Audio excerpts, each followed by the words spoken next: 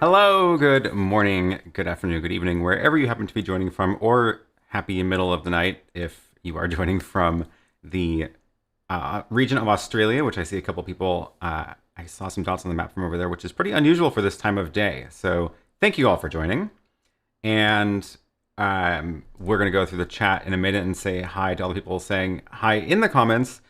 But as always, if you do have questions for me, make sure you do tag me in the comment, mention my name at Aaron Parecki, or just the word question or Q at the beginning, and that will make sure it shows up in a separate section on my screen so I can see it easier. Today, I don't know, we'll see what happens. Gonna try to not go for 2.5 hours today because that was a long one last week, but it was fun. It was a little bit much. I'm gonna try to keep it to a more reasonable time today. But we'll see what we've got in the chat, and I've got a couple of things to share as well, as usual. So with that, let's go through and see who's here. I see Jeremy is joining live, driving to work. Isn't it like 3 a.m. over there? So that's a early work shift.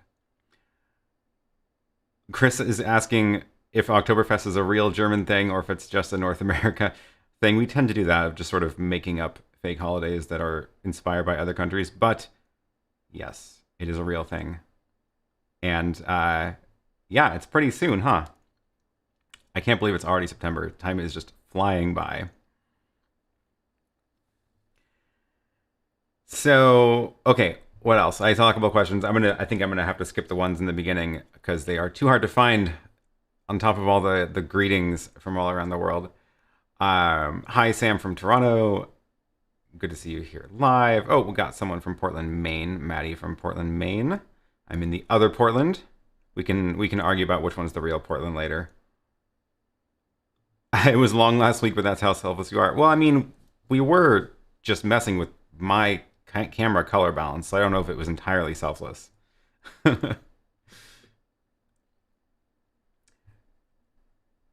All right. Oh, Rick has an interesting problem to start off with. My HyperDeck Studio HD Plus stopped seeing files on the SD cards and the external drive. Have you heard of this? Blackmagic is not helpful. That's interesting. I don't know if I've seen that happen on mine yet. I've had a different problem on mine, which is sometimes some SD cards are just not recognized. Like I'll put it in and then it just doesn't see the SD card at all. And sometimes if I put it in the other slot, it will find it, so it's not like the SD card is dead. That's the only problem I've had with mine. But yeah, I haven't seen it not seeing the files. The sort of normal reason why you would have it not see the files is if the HyperDeck was configured in a different mode, like a different codec or frame rate compared to the files that are on the card. So if that changed, then it wouldn't be seeing those files because they don't match the mode that the HyperDeck is currently in. So that would be the one thing to try. Otherwise, yeah, I don't know.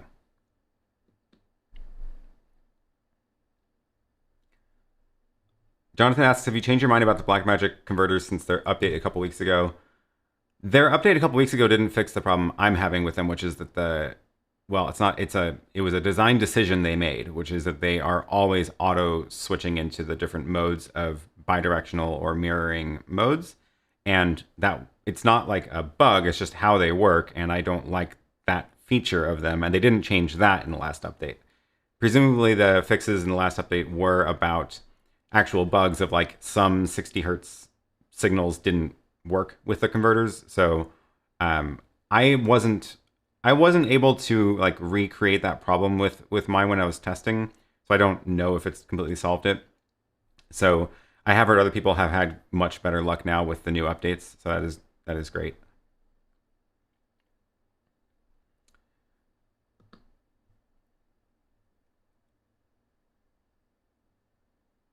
All right. Do you use your USK for anything other than doing chat overlay? I do. I'm trying some things out. So actually, here, I will give you a quick demo of this since I have it all set up. So normally the way that I'm, well, actually it's not my upstream, it's my downstream key. I stopped using the upstream key a while ago because the upstream key is the one that can do chroma keying, and I stopped using the chroma key to bring in the chat, and I switched to luma keying for a while, where it's just removing the dark black part of the image. And then after that, I started using 2 inputs into the extreme to get the key fill channels out of the Ultra Studio. And now I've gone one step further, which is removing the chat entirely from the extreme, and the chat overlay is done in the Television Studio HD, which is like a physically downstream keyer, which is what it's all modeled after in the first place, but it's literally downstream. I have my show being mixed in the extreme, and then that output goes into the Television Studio HD, and that is where the chat overlay is done. And that is, I should probably just show you the diagram so this makes a little more sense. I think I still have that. Yeah. So this is the sort of simplified diagram of how things are set up right now for this stream, where I've got all my different cameras coming in and my computer screen, of course, which is how you're seeing this screen that I'm showing you. And then I don't have any of the graphics or the chat coming in into these. These are all camera sources now. This output goes into the Television Studio HD, which is downstream of the ATEM Mini Extreme. And there's only one video input, and then there's the HyperDeck input for the key fill graphics, which are, that's the one where I've got this clip loaded. Oh, I forgot that button switches cameras too. And, or rather, it pulls in the preview source. That's what it does. So that stinger graphic plays from the HyperDeck. And then the other thing plugged into there is the Ultra Studio 4K Mini. So I'm using both DSKs in the Television Studio HD for that. And then the Ultra Studio 4K is being fed by OBS, which is here. And it is primarily just my little graphics package, which is the chat, plus extra stuff I've hard-coded into mine, like the map is actually running through there.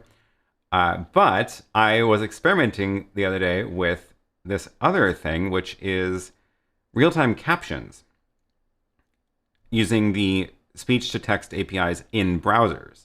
So I have a separate web page loaded up here, which is, you can see now it's transcribing what I'm saying. It's caption.ninja, and it made a little room. I've got that open in another browser tab fed from the ATEM Mini Extreme, so that's getting my dialogue. And then if I turn this on, you'll see it's kind of sitting over there to the side. This isn't going to make much sense in this view, so I'm going to turn this on, and then I'm going to switch back to my main camera. And now all my text that I'm saying is on the screen next to me in this sort of blank space over here. One thing I did notice about having the captions on the screen, especially if I can see them, is that it's kind of like when you're wearing headphones and you hear yourself back on a delay, but it's an extra step worse because the delay is a little bit longer before the transcription happens, and it forces me to slow down what I'm saying because I can see if it's not transcribing properly. So it's actually probably really good practice for me since I do tend to speak really quickly, and this is like forcing me to slow down and say, oh, I can see that it's struggling with the words that I'm saying, and I can see if I need to slow down, speak more clear, enunciate better. And it's been really interesting kind of just having that off to the side. But it is kind of cool, and it's neat to see that. And because this is done in OBS, of course, I can reformat how I want these to look all the time. So I could, move this around on the screen, or I could change it to be just down. I have to do a little bit more before I can, here. So if I change the dimensions of this, I can say I actually want it to be 1920, and then it's going to be a full thing down at the bottom. Poor thing out at the bottom. No, full width display at the bottom of the screen.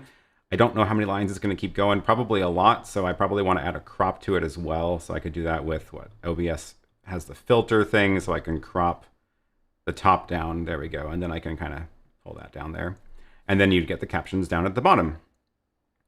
So kind of fun.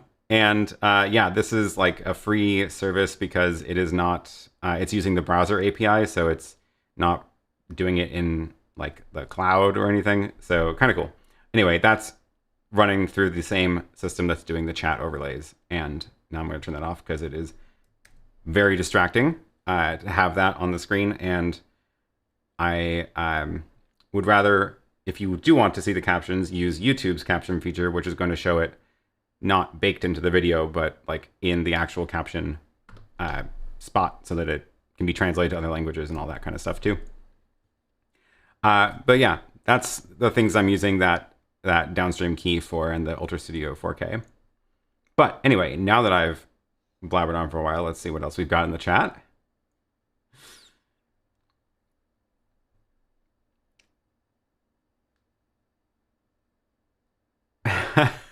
Is your show prep to open all tabs in your browser for every possible topic? I'm always amazed at how fast you can address random questions. I like it. I usually do have a couple of tabs open for things that I know I'm going to talk about or often talk about, but I didn't have H2R Gear open, and I did just pull this up, and I was already logged in, thankfully, but I did just pull that up on the fly.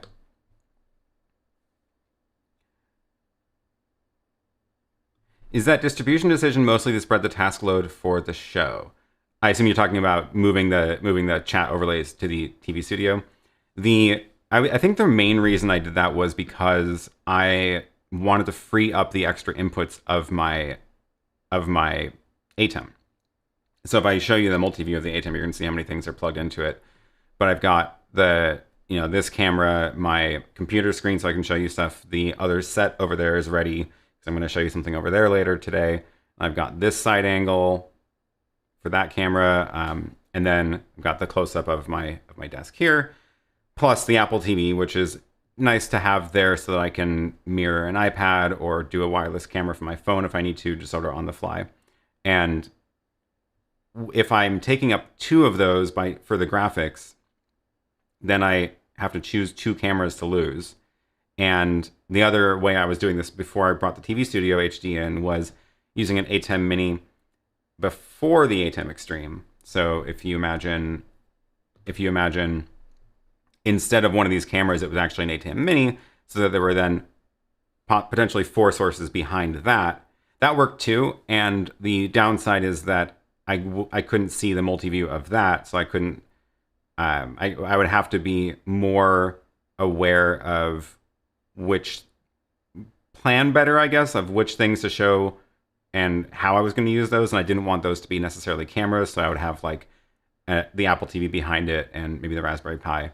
So this lets me get more stuff into the multi-view, and since I don't need the chat overlay on the multi-view or really the hyperdeck for the little transitions, there's no reason to waste the inputs that give me the multi-view on those. So that was one of the reasons for moving this downstream.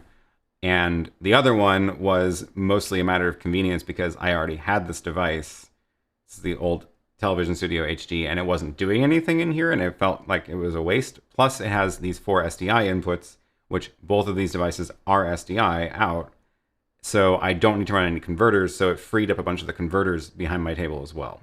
So those do not run into my SDI matrix. These are plugged in directly into this, and they're just really short little loop cables, and that really cleaned things up a lot and freed up a bunch of inputs on the matrix as well. So it really just sort of helped get things a little bit better under control. So that was the reason for that change.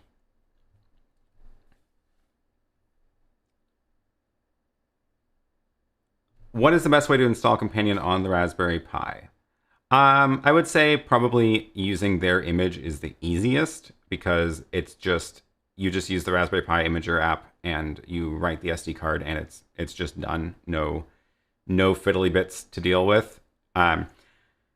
If you're going to install other things as well on the same Pi that's running Companion, then I might recommend going the other route, which is to install just a base Raspberry Pi image and then go through their installation steps of how to install Companion manually, or install the other things image and then install Companion manually. Either of those are fine. And I I think, yeah, I've done mine the manual install way, which also means the manual upgrade way, but it works out fine. You do have to be a little bit more comfortable with the command line in order to make that work, though.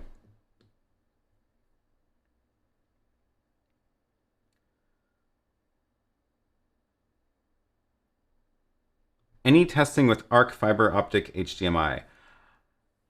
I have a cable that I ordered now over a month ago, and I haven't even opened the box. I did just buy one to try it, and I have been bad and not tested it out yet. So I will get back to you on that.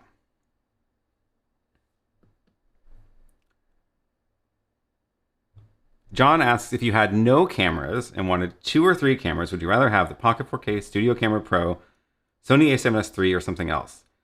Well, I mean, if you have no cameras and you have no budget constraints, then that's a very different question. But if you're talking about like cameras within a certain price point, if you're trying to work within a budget, the question is very, very different. So I would also say that there's a big difference in whether you're talking about cameras for a studio like this, where they're mainly all pointing at me and there's nobody behind the cameras, versus a studio where you have camera operators.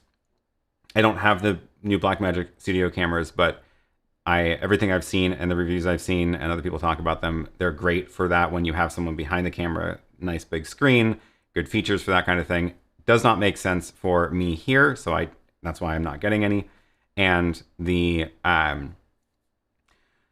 and instead I have the Pocket 4K, which is also, I would say, on the edge of what makes sense for this kind of thing. But the 2 of my cameras are the Lumix G7 because they're just so cheap. And if you're working within a super tight budget, it's really hard to argue with those. So yeah, I don't know. Camera choices are hard. There's a lot of factors in there.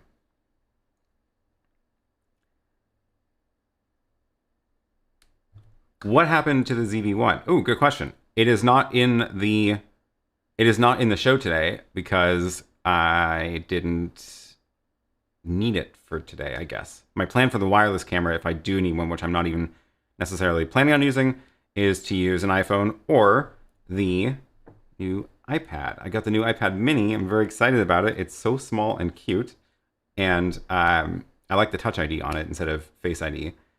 But the camera on it is actually very impressive, and we can take a look at that if you're curious, and I can compare it to the camera in my old iPhone XS, which is still working fine. So I'm can't really justify upgrading it, but we can compare the 2 cameras and you'll see how different they are.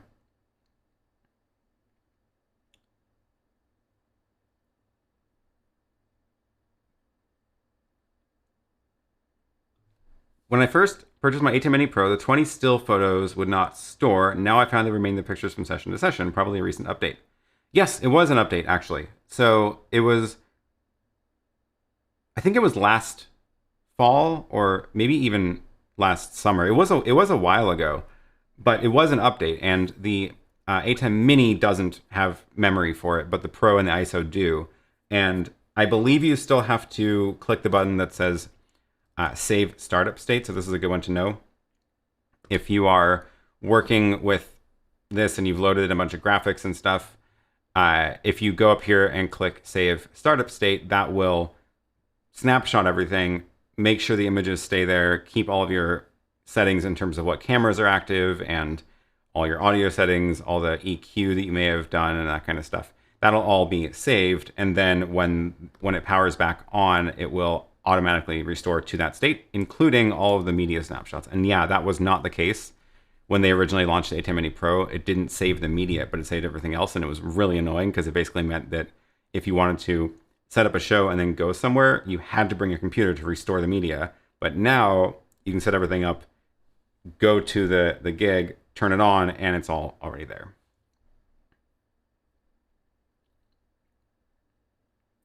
Yes, let's compare. Okay, cool. I'll when we get over to the table, I'll bring out the 2 cameras.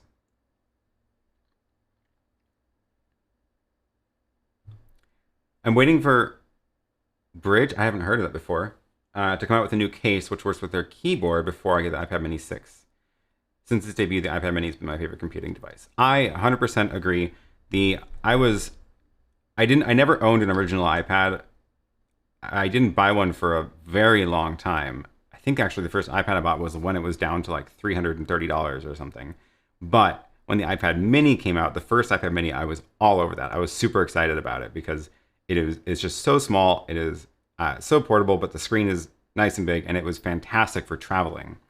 And then I think I've owned every iPad Mini since then.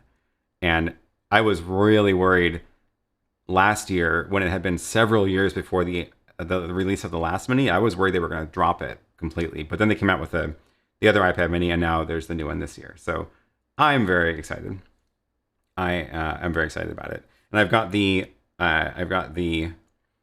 my old iPad Mini, which is not even that old. It's now sitting up here, and it's running Mix Effect, or I can load my Stream Deck buttons on it if I want to go like, load the companion emulator and then pull this out and take it over to the table.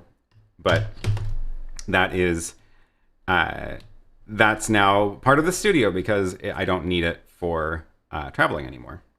So now I've got the new one, which is super cute. It's actually a little bit smaller, narrower than the original, which I think is interesting.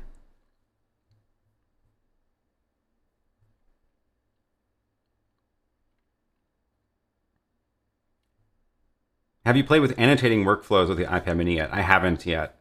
No.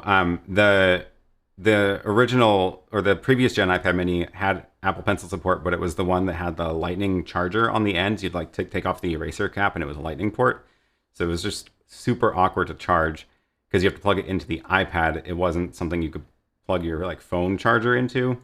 Weird decision. Anyway, the new one, the Pencil, is magnetic like the iPad Pro, and it just clips onto the top and charges that way. So much better. So I'm way more likely to actually use the Apple Pencil on the new one compared to the old one. So I'm excited for that. Bridge makes the best keyboard to turn the iPad Mini into a small netbook. Cool. I will check it out. That sounds really great. I'm a little bit sad that there isn't like the official Apple keyboard for the new iPad Mini because they only have it for the big iPad.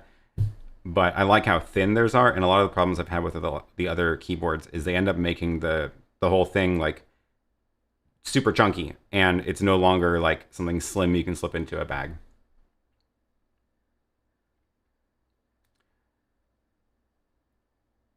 Any inside info on when the next Blackmagic ATEM software updates? No.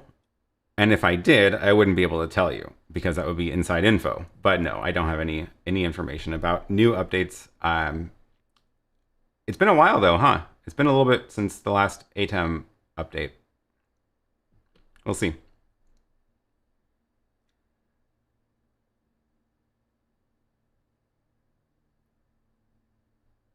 Okay, let me see. Where I'm trying to group these in a way that makes a little bit of sense instead of jumping around completely.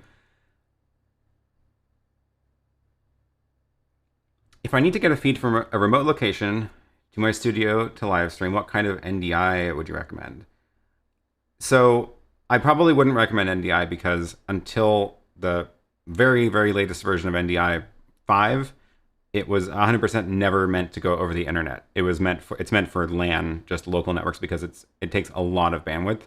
The new NDI 5 supposedly has a mode for use over the internet. I have not tried it. I don't know how wide the support is for that in other devices and other parts of the ecosystem. But your other options are the streaming bridge if you're using an ATEM Mini, and the streaming bridge or the web presenter and the streaming bridge. That is a good solution for that. They've done a very good job of dropping the latency extremely low on that, and it's just super simple to set up, which is nice, and it is very good quality. The other options are doing like SRT point-to-point, which is another good option, but it takes a lot more fiddling with settings on the different devices that you're going to find. There's a bunch of different devices that you can use for that kind of thing, but they're all a lot more work to set up compared to the streaming bridge. So I would probably go with either the streaming bridge or an SRT solution until I see some sort of very easy to use NDI 5 based solution for that.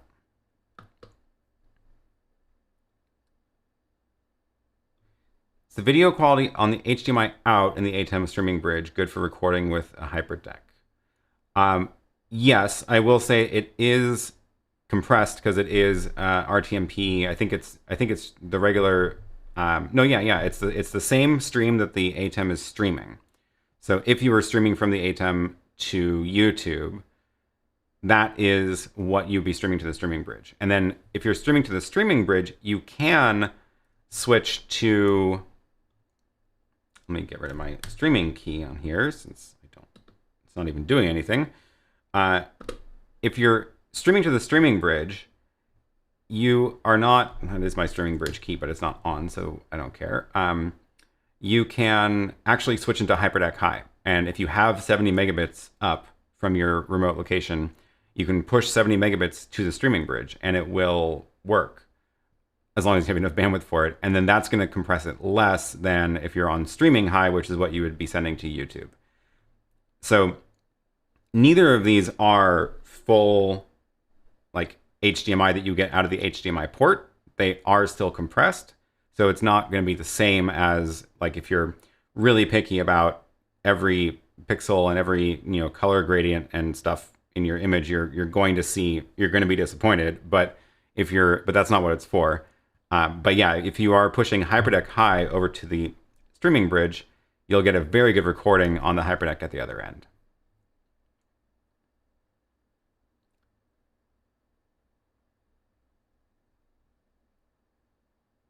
Do you know why I would get a 26-second delay on my stream to YouTube directly from the ATEM Extreme ISO? Yes, I do. So the let me see, make sure that it's not going to show any. Yeah. In YouTube Studio, there is a setting, and let me hide that so you can see it. There's a setting stream latency, and it is 100% expected that if you are set to normal latency, the delay would be about 30 seconds. That is not at all surprising to me. And low latency will get you a little bit closer. I think it's around 8 to 10-ish seconds. And I usually stream at ultra low latency, which does not support 4K or 1440.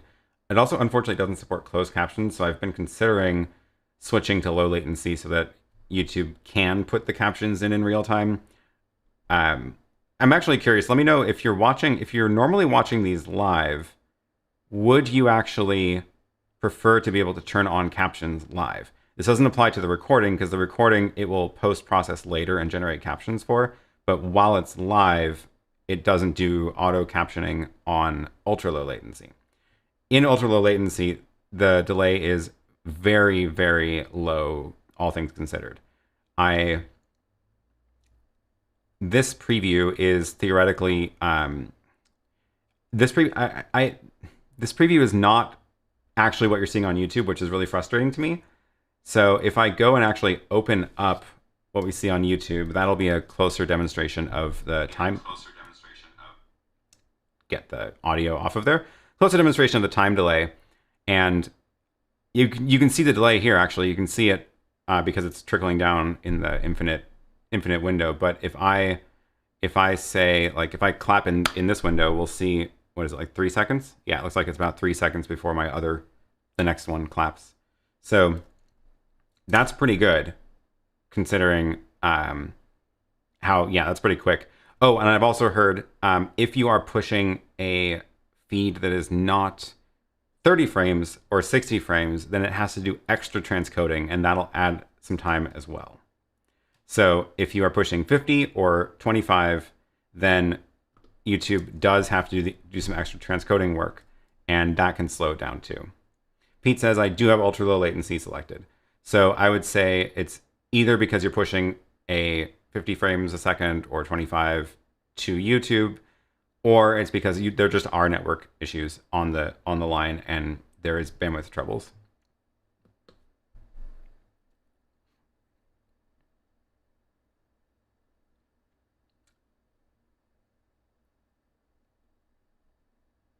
Okay.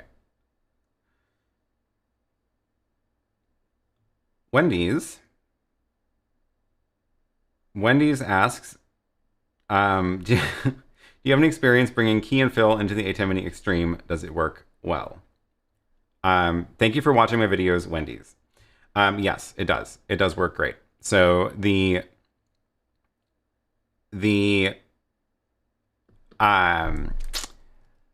key fill is only going to work if a device outputs key fill, right? So the two that I often use are the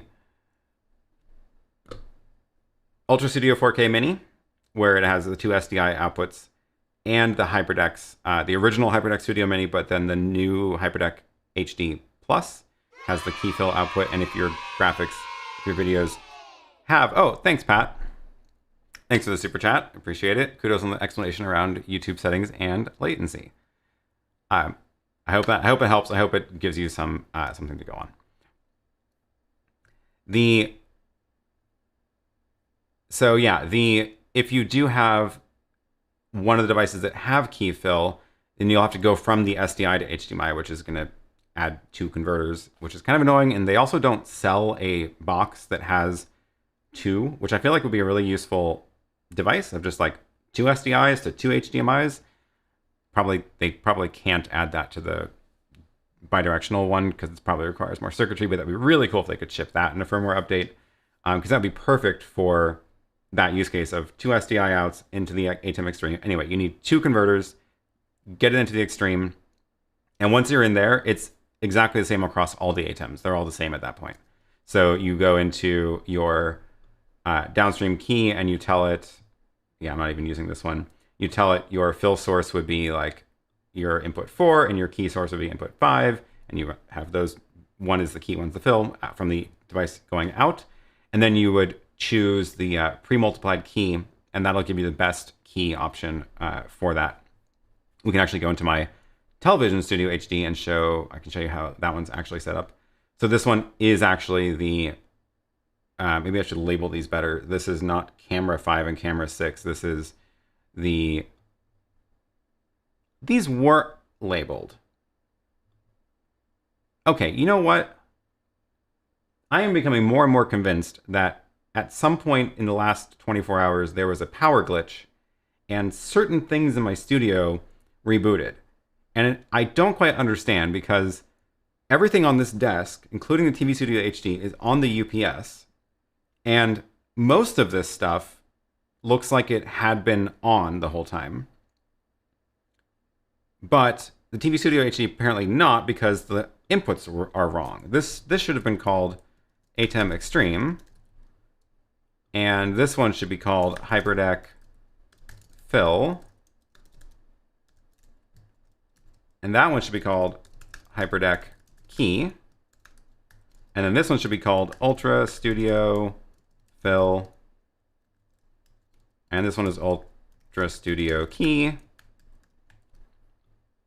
Anyway, now that those are labeled properly, you can see that downstream key 1 is using HyperDeck Fill, HyperDeck Key, and it is doing pre-multiplied. And this is for the chat, Ultra Studio Fill, Ultra Studio Key, pre-multiplied. If I go back and show one of those on the screen, and where did it go? Here. So if I turn off pre-multiplied, for example, and then I can start messing with this, you'll see it'll eventually not look right because it's trying to just remove the black from just the fill, or just the key source.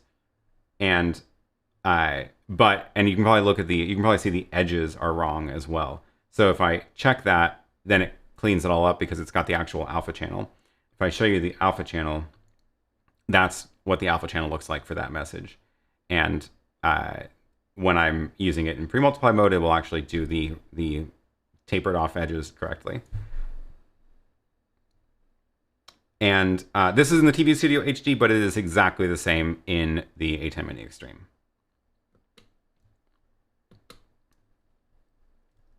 Okay.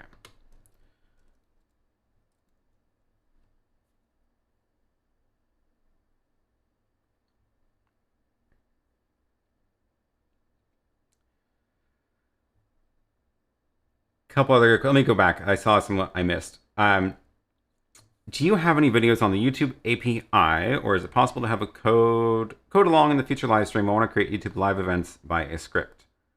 Totally doable, definitely doable. The YouTube API is very annoying to work with because of all the limits Google puts around authentication to it. So most of the struggle you're going to end up with is actually about just figuring out how to get your authentication working with it. And the if you want your app to be used by an account that you're not creating it in, then you have to go through approval processes, which are just, it just adds a whole nother layer of work. And that's the main reason I haven't bothered trying to launch any products myself that use the YouTube API, because I do not want to deal with that much of a headache.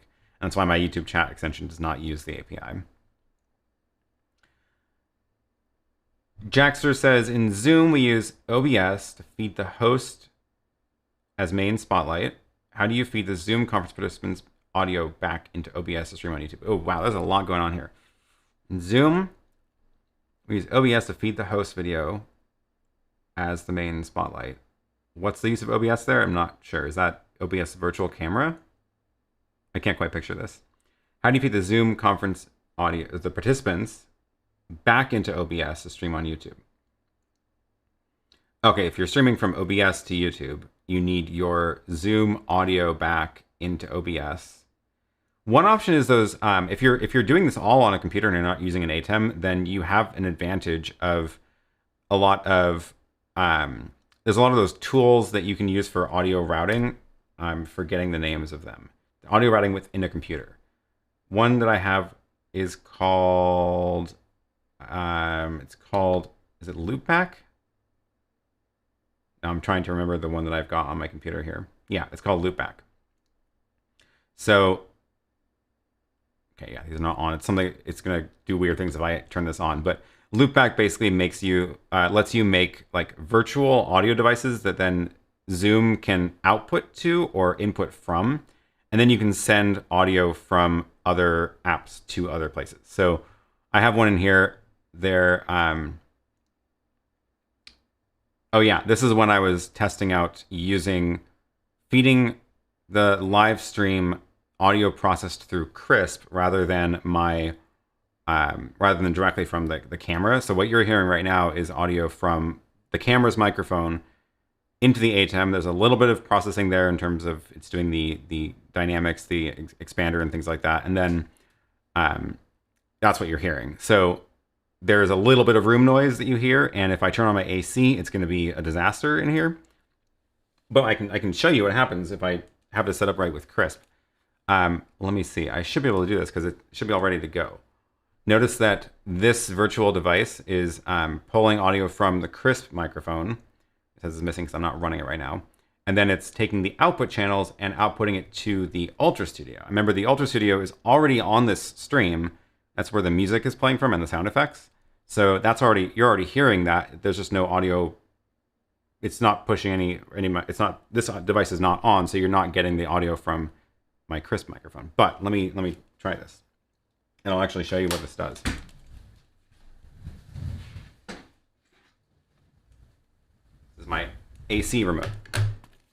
So I can drown things out. So if I, oh, you can hear my typing too. Well, that'll go away when I turn on Krisp. So if I turn on Krisp, let's try this. And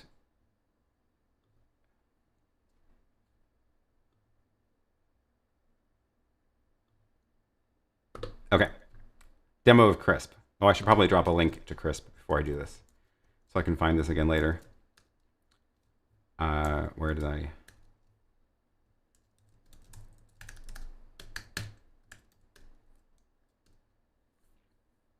Where is my link to Krisp?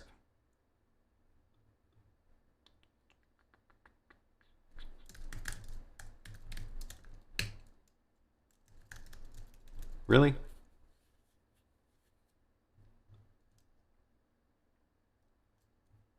Well, I have a referral link to it, but I don't know where it went. So, okay.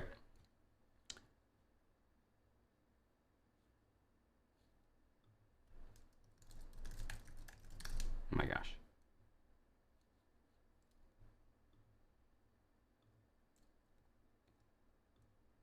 sorry, this is for the archives. I should explain why I'm doing this. So when I drop links into the chat, it gets all indexed here. So you can see anytime I've linked to these different products, like I've linked to this decimator and talked about it in these parts of the live streams. And then I've also got this is the rmpk.tv/chat links, which I've probably linked to this in live streams also.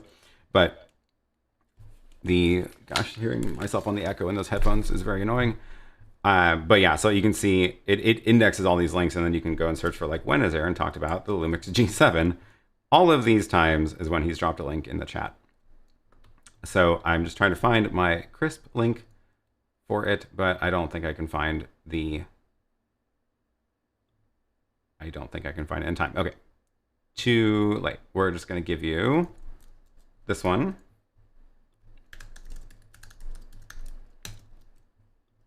So what I want to show in Krisp is, let me turn off the processing that the ATEM is doing.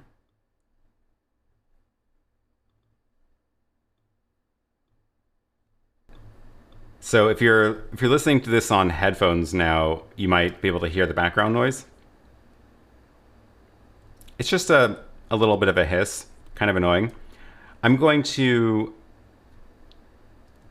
turn on this virtual device. So Krisp is set to use the audio from,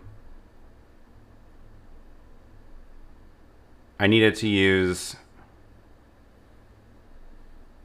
my Blackmagic audio, remove noise, and then I'm going to go into the TV Studio, turn off this microphone, which is going to only let you hear things through the Ultra Studio.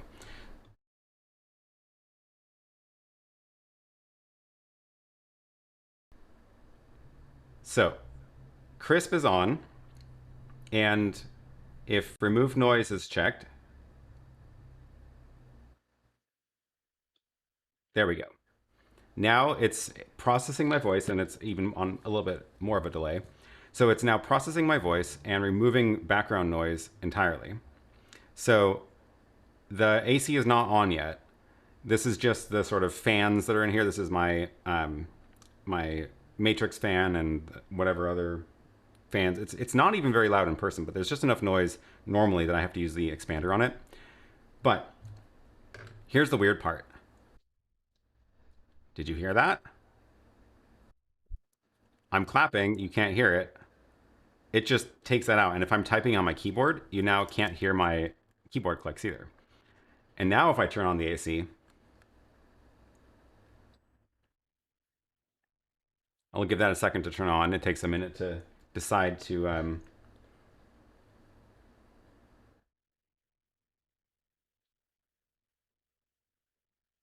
come on.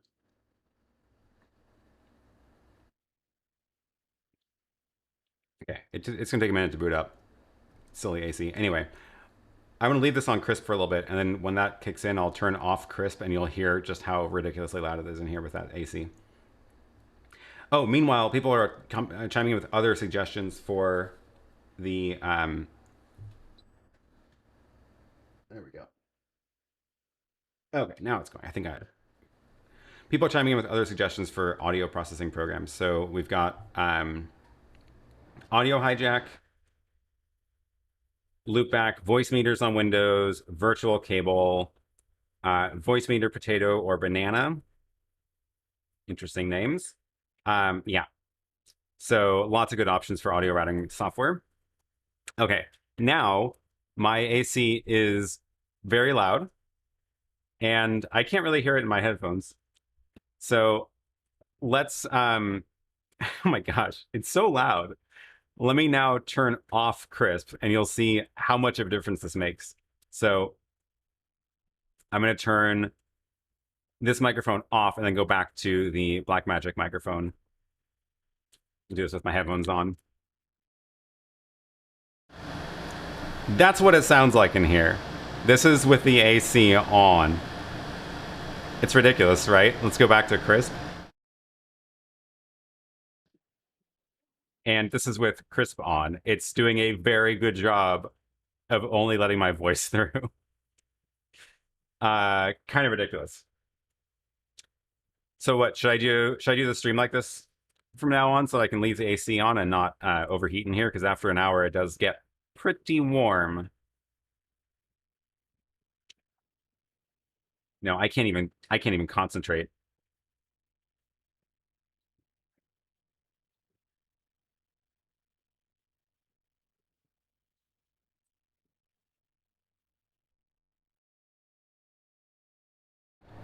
Okay. And then let me turn my audio processing back on.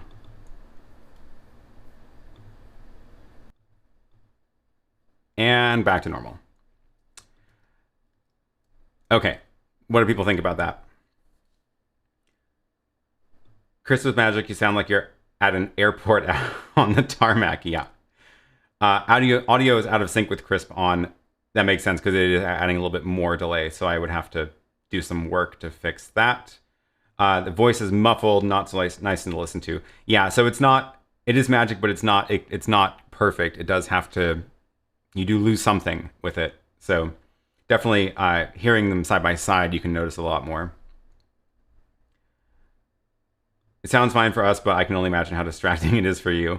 I leave it on when I'm like doing B-roll shoots and stuff in here where I'm not trying to talk and actually like use words.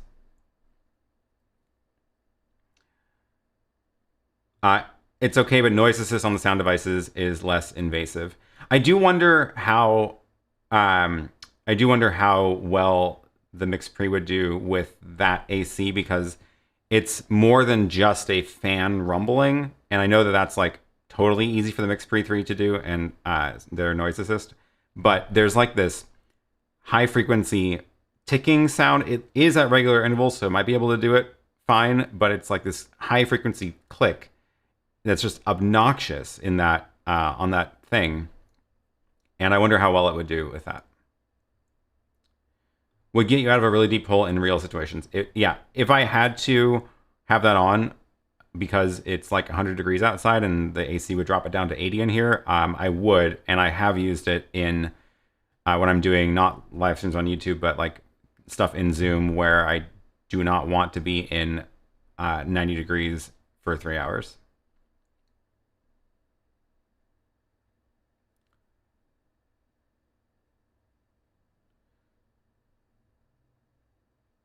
Listening on speakers can hear AC. Yeah. Okay.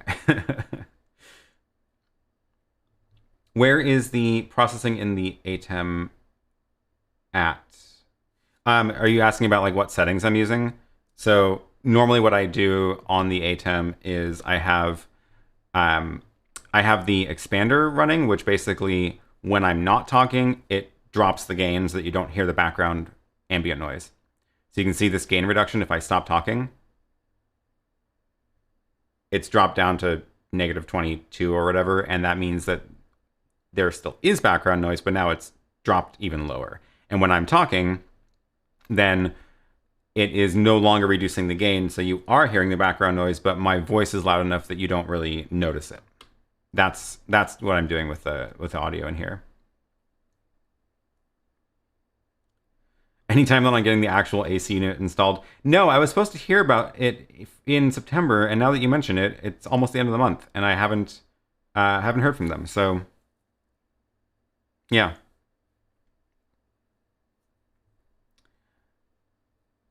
So how would you do this? I have a lot of noise from 3D printers in a room where I live stream. I want as little as possible printer noise in my stream. Krisp would definitely work. It would definitely take that out, and I don't think that MKII, the noise assist, would, because it's not a regular sound, but the Krisp can definitely deal with irregular sounds like clapping and the 3D printer noises. But the other thing to do aside from the aggressive processing is microphone choice and microphone placement. The closer you get your microphone to your face, the louder your voice is compared to that noise, And every extra inch closer is exponentially better because it is because sound dissipates in all directions. So if you can use one of those microphones that you have right up in your face and you don't mind the way that looks on your stream, then that's going to be the best option because your voice will be so much louder compared to the background noise of the printers that you can drop the gain a ton on that and you'll still be totally audible.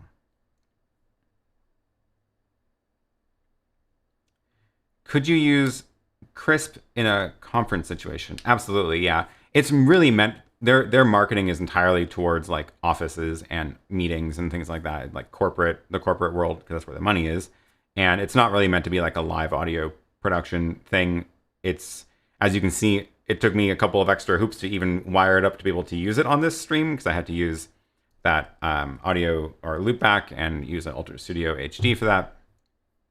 But it's really meant for business settings of like, you don't want your dogs barking on your office in your work meeting, and it will completely cut out your dogs barking and doors slamming and whatever. It's great. Can't you reverse the AC and have it outside and use the tube to have it blow in the cool area? The cool air comes out the top and there's no way to like put something over it to contain it, but that is what a real AC does. That I'm kind of going to get installed. The compressor will be outside and it'll just be the little indoor split, mini split. You need a Stream Deck just for all the links that you can press a button and a link will be posted. That would be cool. I would enjoy that. The problem is the finding the right link because I don't always have them planned ahead of time. So normally what I do is I use my product search page where if you want to search through my referral links, you can search here and you can search for like ATEM Mini and find all of the things I've linked to with ATEM Mini in the name. And it's including like the stands and stuff. But apparently I have not put Krisp into that database, so it did not show up.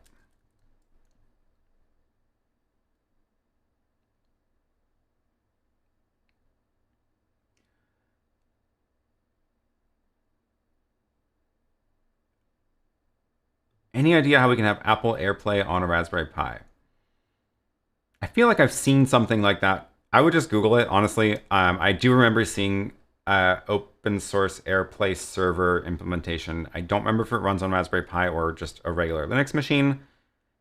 I don't know how well supported it is. That's the only thing. So honestly, the Apple TVs are not that expensive, and it might make more sense to just get an Apple TV for that.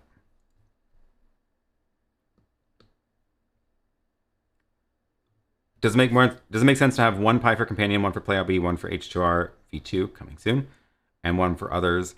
I think you can get away with running some of those on the same Pi. So like I actually do run companion on the same Pi that I run my RTMP server for outputting the RTMP feeds over HDMI, since companion doesn't use the HDMI at all. I would not run two things that are trying to do graphics on the same Pi. PlayLB is like the HyperDeck clone. H2R graphics is for YouTube chat and other graphics overlays. But yeah, I'm a big fan of just getting a bunch of Pis and dedicating them to one or two tasks at a time. Oh, we got a name of one of the Raspberry Pi AirPlay servers. It's coming in my thing soon. There it is. SharePort Sync is a good Raspberry Pi AirPlay server. Cool. I haven't tried that one, but thanks for the tip.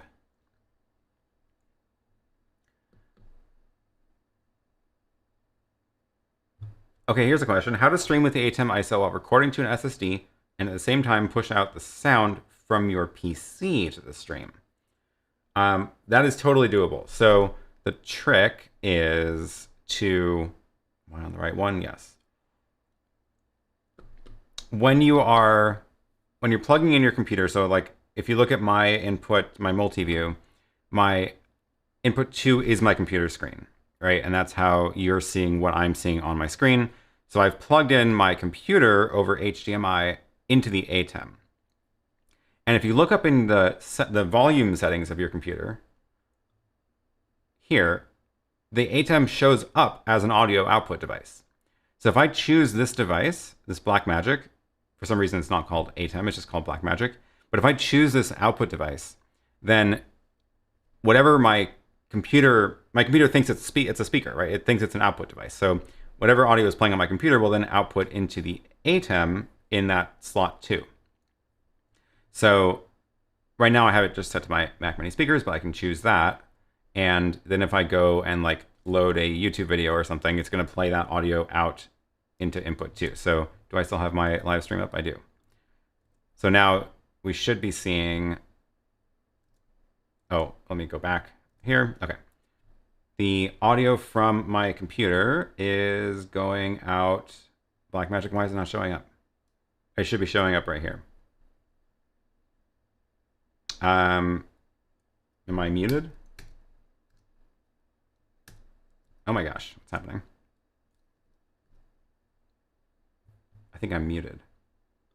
Oh, it's not letting me change the volume. This is weird. So the other problem with this is that I then can't hear the audio. So the other way to do this is you go make a Loopback interface for this. Open up Loopback and you say monitor ATEM. So no, let's make a new one. Let's call it, let's just call it demo. We're gonna say it's the source is pass through and then monitor it out on Blackmagic. So then if I choose that output device, where is it? Demo on, is it showing up here? Loopback Audio 2. I think it didn't get the name updated yet. So if I choose that, there it goes. So this is the YouTube video playing. This is this YouTube video, which is half an hour ago of this live stream. And you're not hearing it, but it should be outputting. It should be outputting on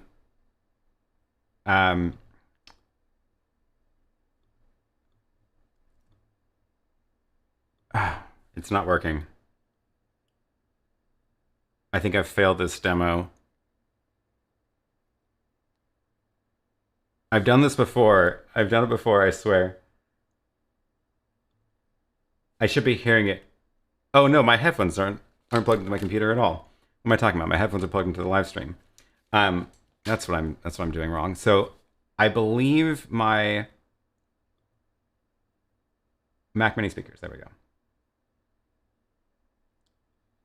Video quality on the HDMI out in the ATEM streaming bridge. Okay, so I am hearing it now on the speakers, and it should also be going to the Blackmagic device, which should be showing up here. Is that something else?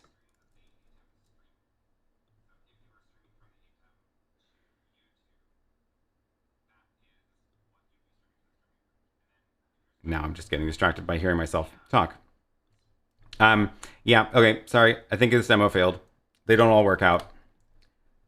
I'm gonna revert that, and I don't understand what was going on. That should have worked, but we're just back out of that and pretend it didn't happen. There should be a way to do that. So, oh, thanks, Keith. That air sounds a bit louder than the HyperDeck Studio Mini. Cool. Thanks for the super chat, Keith. Okay, I appreciate it. Yep, that air conditioner is a tornado.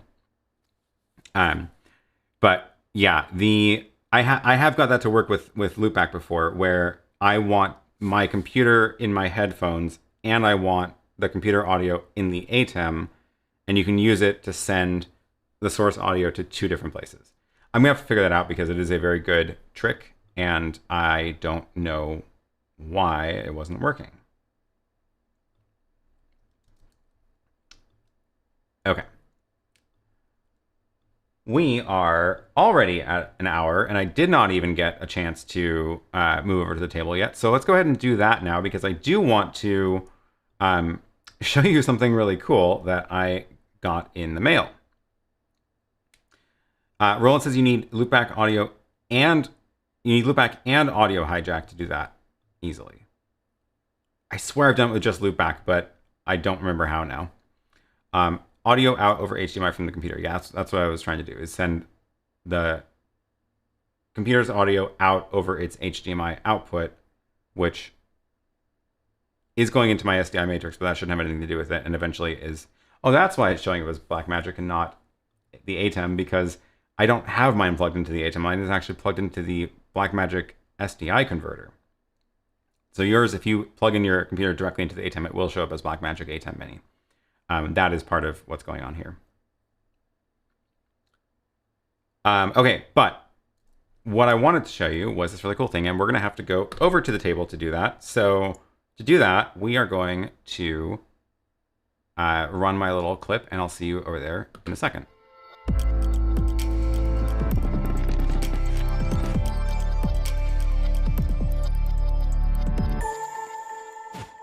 So before I tell you about what this is, I do want to tell you a little story about the Røde Wireless Go 2. So I've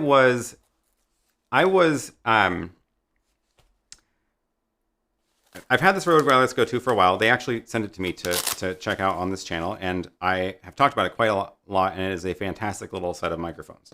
Right, this is the three little microphones where we've got the receiver on the one hand, and then the two microphone transmitter capsules, and they are USB-C, right? So they charge via USB-C, which is great, but sometimes it is a bit of a mess to charge them because they just give you cables. I do like that at least the cables they ship with are these slim ones, where they're not the super thick. They're not super thick. They are nice and like, see how they're like flat? They're thinner that direction. So that they're good cables. But as soon as you like try to plug these in and get three of them connected to a, do I even have three here? As soon as you get three of them plugged into like a battery bank or something, and then plugged into these three things, now you've just got these hanging out somewhere, and you've got to find three USB ports on a battery or a charger in order to make that work. So that is kind of a mess, and I was like, okay, well, this is not exactly the most travel-friendly setup, because now I need to find three USB ports and all that. Then I was like, maybe I can make a 3D printed case to at least like slip those into a case or something so that they can not just be dangling around. And I was kind of on the back of my mind for a while of like, maybe that would be a good project to do and figure out like how to be able to, I don't know, like make a case where I can still take this cable and sort of build it into the case. Anyway, it was kind of sitting in the back of my mind for a while. And then I got an email from this company, ZG Cine, and they were like, hey, we have made a charging case for the Røde Wireless Go 2. And this thing is pretty much exactly what I wanted, because it's this little case, and it's got slots for the three capsules. So forget all of the cables that you get with the Røde. Don't need those anymore. And then these things just slip right in. And the other thing is that this is actually got a built-in battery. So you can see it's I charged it up last night, so it's fully charged, and it's now actually charging the capsules. So now it is finally like a little thing where I don't even need to power it, because I can charge, I don't know exactly how much it'll charge it, but it will charge the devices just standalone. But it has USB-C input also to charge the little case. And it also has a USB out in case you want to charge like a phone or something else. So I thought that was pretty cool. And I do appreciate them sending that over to check out. And I thought you might be interested in this as well. There is a link down in the description to this little device. Pretty cool thing, and I feel like Røde should have made it themselves, but they didn't, so now other people get to sell the cases instead. It looks like there's just enough room in here for the little fuzzy windscreens too, which is kind of cool. So you can put those in the case as well. That one's kind of hanging out. Maybe they'll work better here. I don't know. Kind of. Yeah, kind of works. Anyway, cool little thing. Now it's a nice little self-contained unit and battery-powered charging, which is just fantastic. So yeah, thanks to them for sending that out. Thought you might be interested. There's a great little product, and the link is down below. Oh, good question. Will this work with the original Røde Wireless Go? It will, because it is this, they are the exact same form factor. I think I actually have mine over here. The original Røde Wireless Go is just the 2, so it doesn't have the dual transmitter, but the capsules are the exact same size. So if you compare the Røde Wireless Go 2 and the Røde Wireless Go 3, or 1 and 2, they are very nearly identical. You know, USB ports are in the same spot. The headphone jack is in the same spot. So I think they're probably the exact same case. Oh, nope, they're not the same case. That one's got it printed on the side. But effectively the same. And yeah, these will also just should slip right in. Let's find out. Uh-oh. Why is it not fitting? Oh, there's... No, they look the same. What's going on? Literally what's going on? I don't understand why it's not fitting. Well, there you go. Glad you asked. Do you see any differences?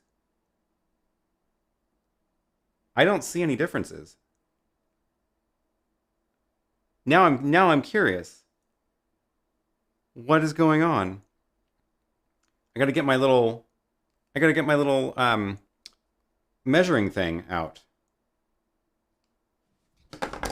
Hang on.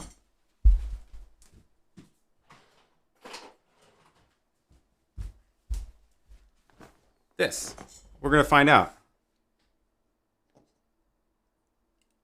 So these are the same size this way, right? 14. And yeah, okay. Those are the same. How much space between the edge of the case and that inside of that USB? So this is the Røde Wireless Go 2. It's 5.7. On the Røde Wireless Go 1, it's... God, it sure looks the same. So why doesn't it fit? Okay, what about the distance from the other end? Distance from here to... Oh, I can't get my... I can't quite get it to be on the edge. How else can we measure this? Can we measure perhaps the clip? So the clips look the same too. The backs look identical. There's this little lump, so they made a little cutout for it there. And those are in the same spot on the 2.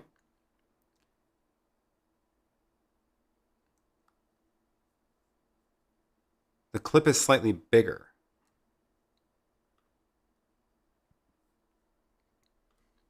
Can we see anything different in that direction? God, it sure looks the same.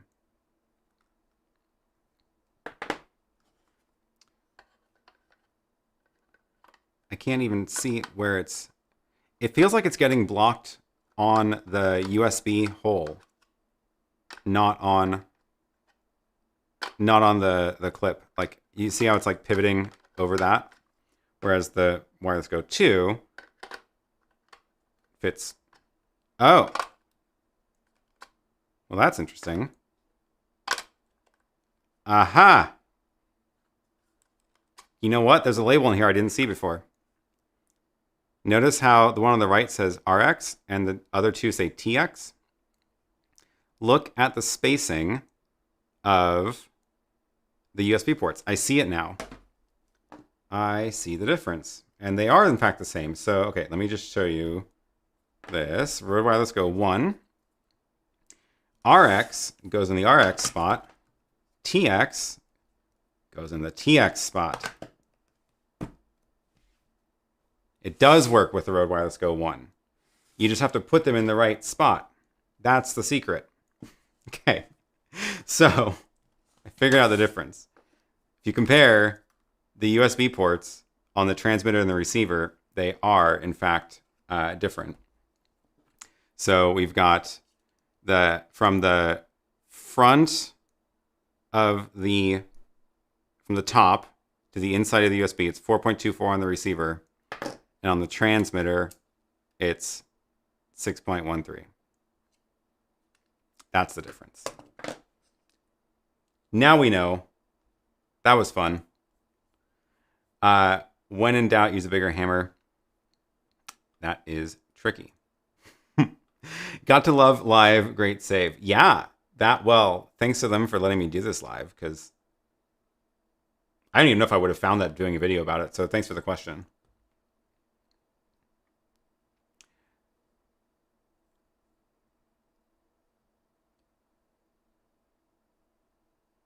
I wish they made a 4-slot model because I have 2 sets of the original wireless Go. That is a good idea too. Definitely, I think I would imagine a lot of people have 2 sets of the original ones because they are cool. They're very great little things, and it's very common that you might want to use 2 of them. At least now with the new ones, you can use 1 receiver with 2 transmitters. But for the case of people who have 2 of them, which I actually have, I bought 2 of them originally myself as well, long time ago, and so yeah, that would be a cool thing as well.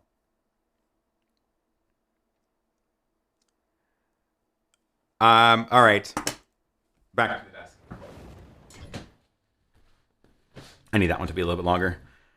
That was fun. Okay, what else did I want to cover today? There was something else. I wanted to get to. Well, maybe not. We're way over time. The link for that, yeah, it's in the description already, and we will. I'll go back and timestamp this video later. Any other questions before we wrap up? Otherwise, we're gonna wrap things up soon. I've got some more things to film and edit. Got some fun videos in the pipeline for you. Should be some exciting stuff coming on this channel, so make sure you are subscribed. And can you show us how you do your stinger transition? Let's see if I can. I don't remember if I have it on this computer or not.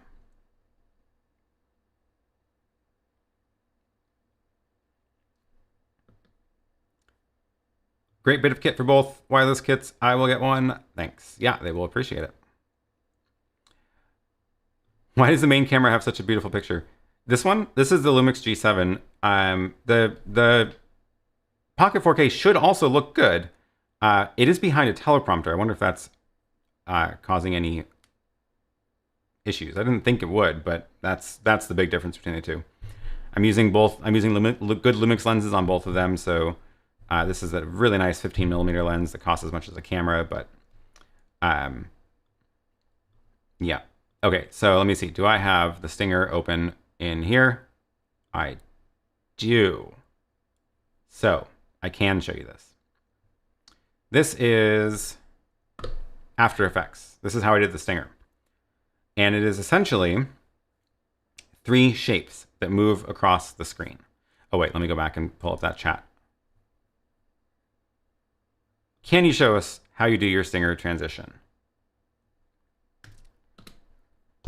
Yes. Okay, so I did this in After Effects, and it's essentially 3 different shapes. It's kind of hard to see them when they're all in different places, but they're 3 shapes and they move independently. So here are the 3 layers: red, green, and blue. Here's the red,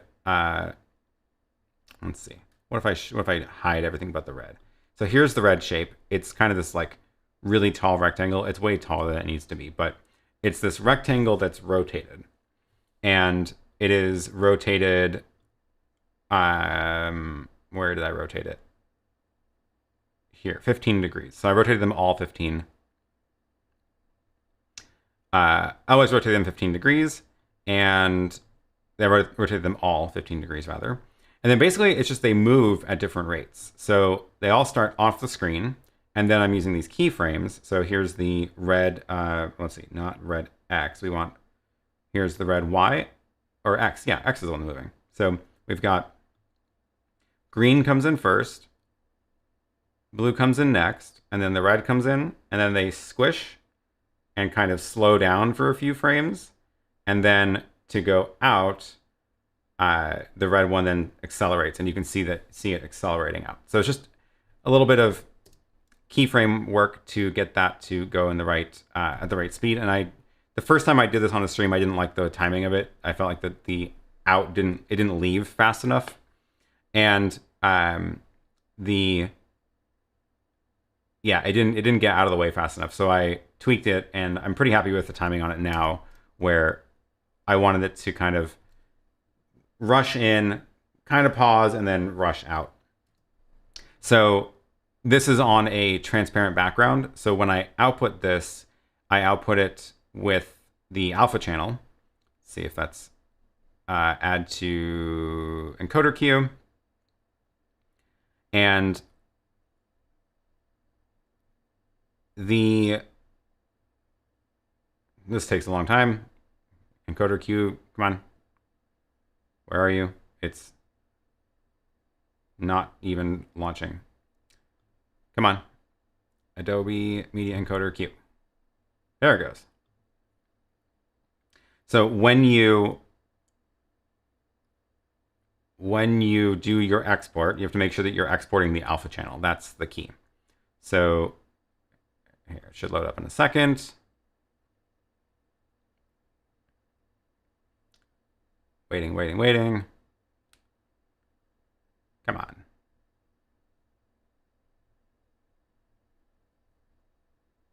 Let's try one more time. Sometimes this stuff is just... Oh, there it goes. Okay. Oh, they both showed up. Fantastic. When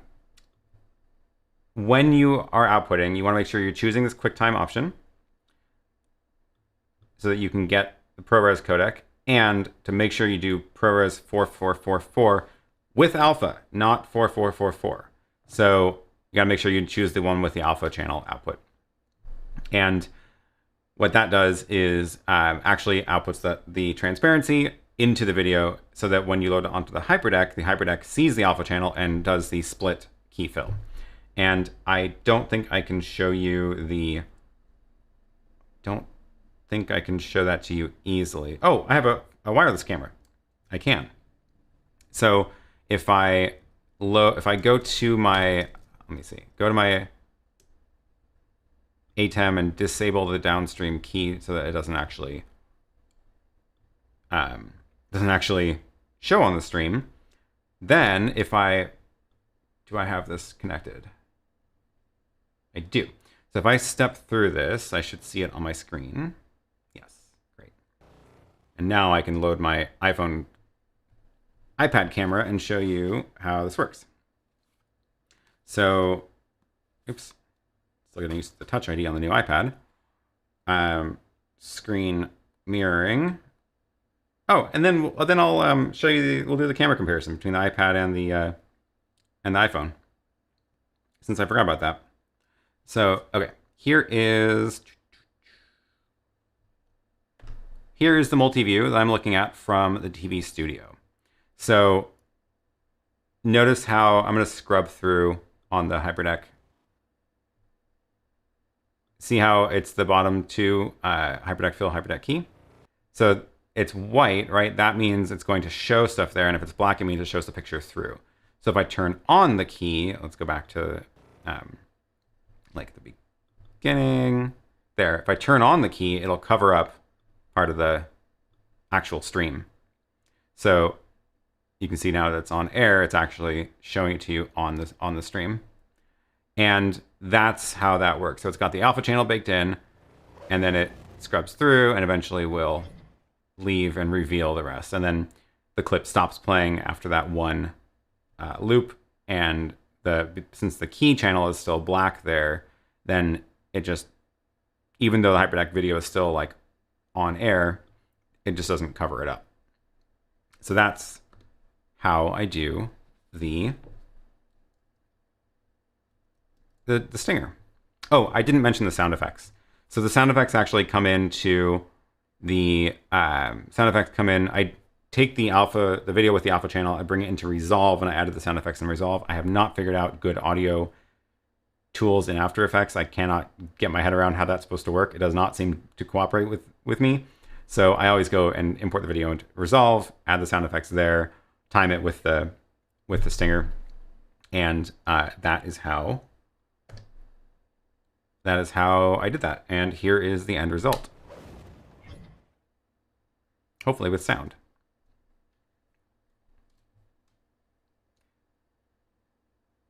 Can you load this in the BMD media player? R2ME is a place to store 2 clips, and in case it's possible, could I handle the alpha? I think so. I'm pretty sure, yes. The larger ATEMs, the larger ATEMs have actual, not quite video playback, but basically image sequence playback that it can play very quickly so that it looks like a video. And it's, oh, Keith is saying it's 90 frames. So it's at 30 frames a second, you get a 3-second stinger. But I believe it can do the alpha channel in it as well. And that's sort of like the real way to do it.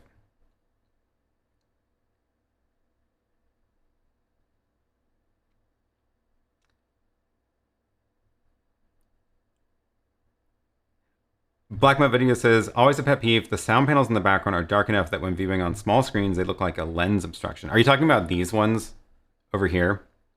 These are the ones that I mentioned that I'm not like a big fan of because they're super dark colors. And I would much rather if they were like the same color as the wall and white, for example. That would look a lot better in my opinion. And yes, I agree. You can't really move them up any higher. They're pretty much at the top of the ceiling. Well, the one that's barely poking through is actually at the top of the ceiling. So I can't really move them, but I could get rid of them. Yeah, I don't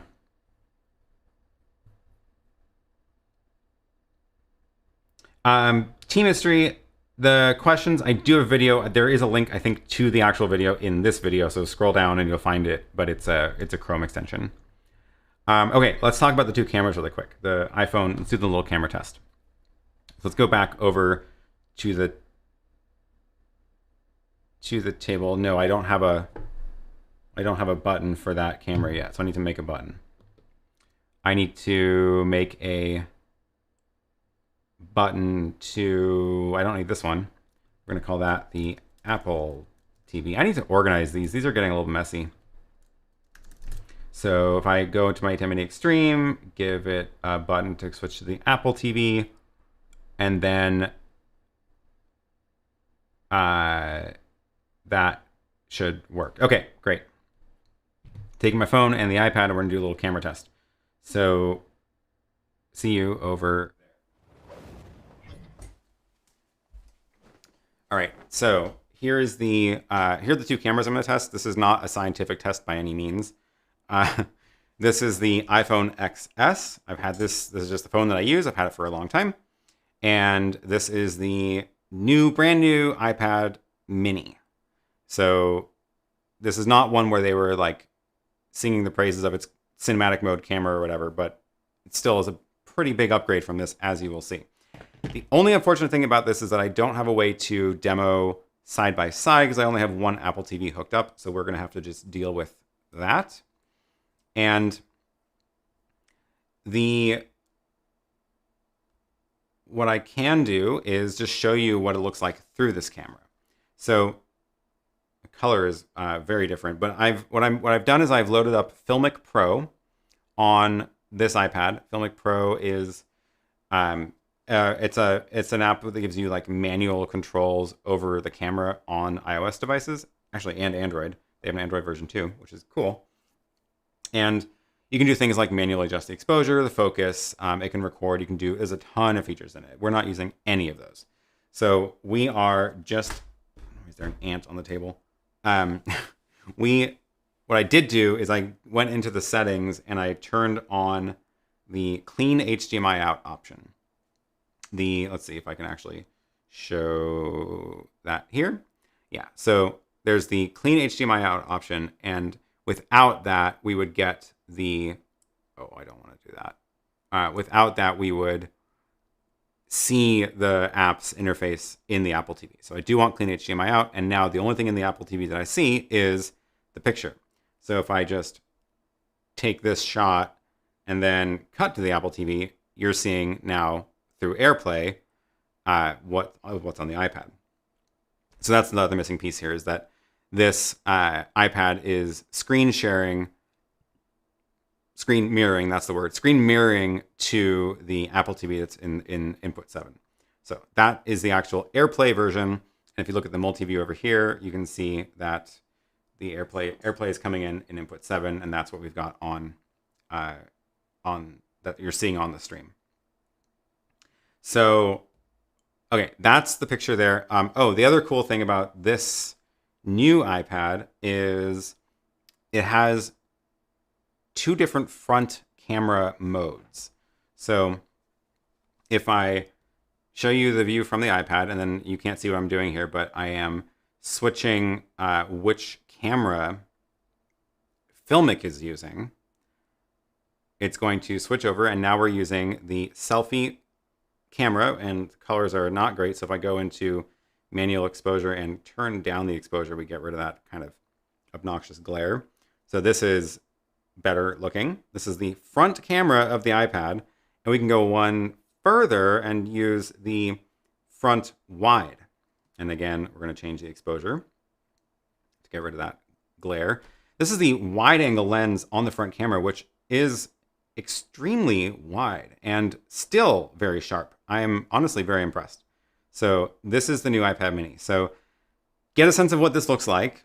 And I'm going to have to unshare this screen in order to share my phone over to the Apple TV to check that out.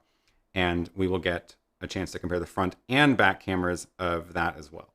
So let's go ahead and let me get rid of the iPad and then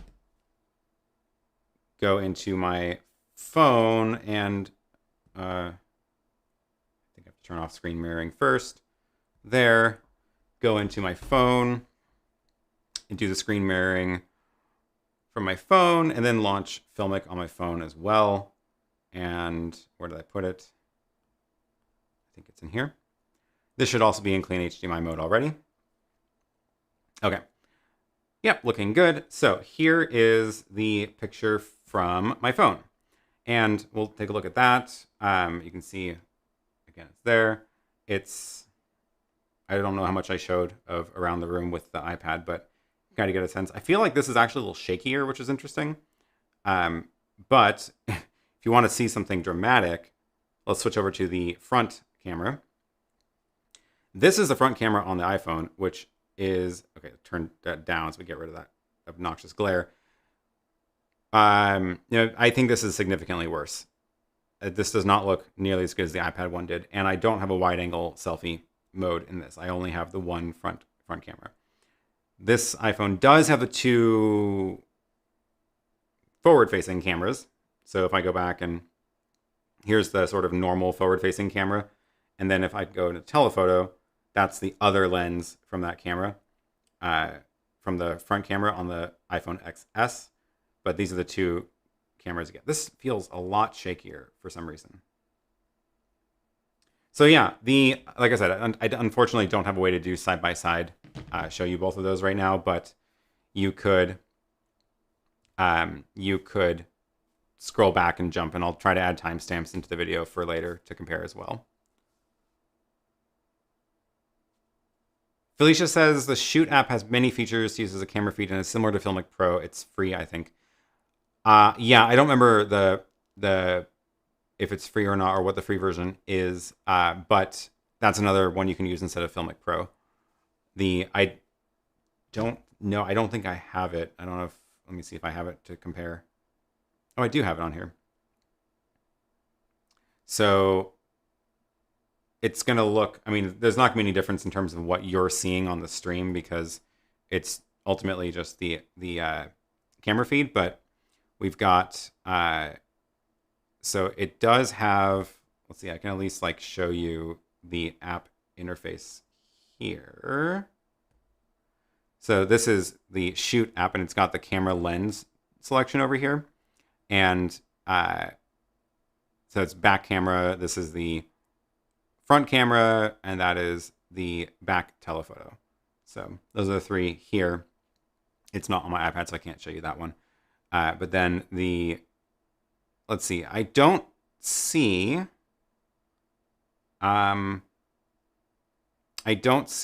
options for, oh, there's auto. There we go. So can I do manual exposure on it? Yes, I can. Great. So I got white balance. This actually feels easier to control to me. This seems simpler. Change the shutter speed. Change the ISO. So you do actually get a lot of control in this one too. And, oh, now it's, can we take over full control? We can take over full manual control. Very cool. What is happening? I broke it. I don't know what it's doing. I've never used this app before. So this is a great demo. Anyway, I do like this. Feels easier to me to use than Filmic, which looked like, Filmic looks like this, where, get it in the right orientation, where you tap on this little thing, and then, sorry for that glare, and then here is now the shutter speed or exposure adjustment. And you've got the zoom over here, zoom wheel over here. So I don't know, take your pick.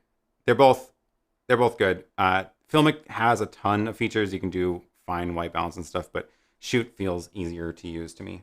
So maybe I'll switch to that one.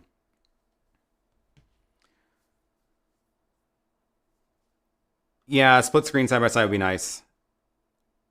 Oh, hey, you could record it in the HyperDeck and then play it back and show the other one live. That is a fantastic idea. I do, in fact, have a HyperDeck there that is ready to record. And that is doable. Let's see if we can do that. Yeah, AirMix Solo is free and provides clean HDMI out and manual controls. Agreed. It is. There's a bunch of options. We actually have a forum thread going to collect these. So if you have more suggestions, I'm going to drop this link here. And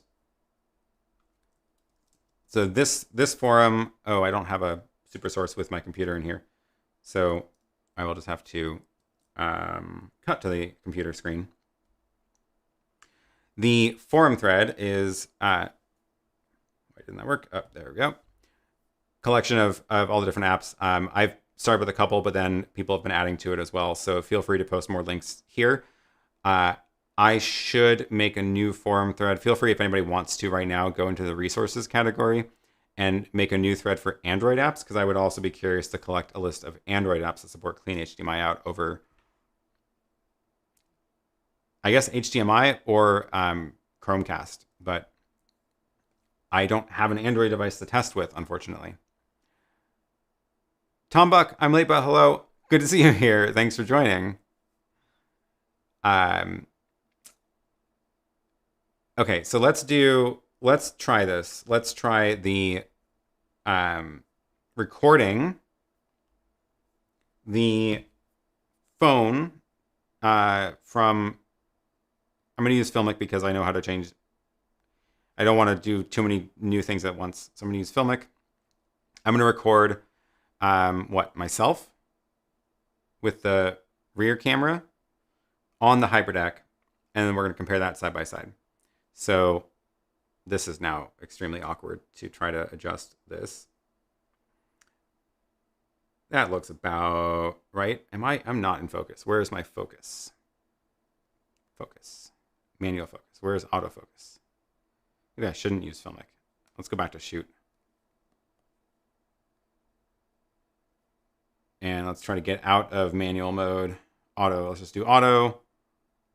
Yeah. Okay, so this is shoot in auto mode. And does not look great to me. Now I need to tell my HyperDeck to record. Is it, whoops. That was disorienting.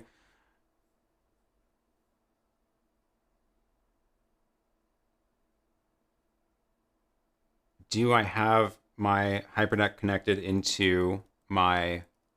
So now that we're at that post hour-and-a-half mark, I feel like this always just devolves into Aaron does unplanned things to his set and tries to make companion buttons to do things that we did not plan on ahead of time. But, you know, that's what you come here for, right? Okay, so what I want to do is I want to make a button on companion that will record and then stop recording on the HyperDeck. So we can do that, and in order to do that, I need to go into my SuperSource layout so you can see what I'm doing. But that is the wrong camera, so if I go to SuperSource box 1, I should be able to reassign that. Yes. My companion buttons are doing well. So on this page, we're going to make this button say record, and let's make it fit on one line, please. And that is the HyperDeck Plus. HyperDeck Plus record, and then we're going to make it a latch button so that when I press it again, it will stop. And then we should be able to now, what is this, page 22? Where is that? There it is. If I press that record button, no, I don't see it doing anything. Is it not connected? Connections, HyperDeck Plus looks okay. HyperDeck Plus record. What's going on? Let me test the actual button. Okay, the HyperDeck is working. So that means just, let's get rid of the latch and just, what's going on? Why can't my HyperDeck, why can't companion control it? HyperDeck Plus record, latch toggle. I see the button's on and it's not recording.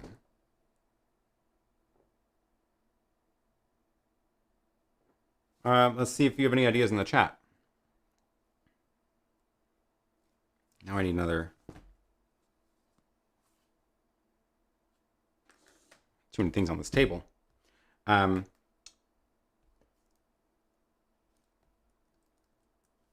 Any auto mode looks awful. Well, we're going to compare auto and both, so at least it's a fair comparison.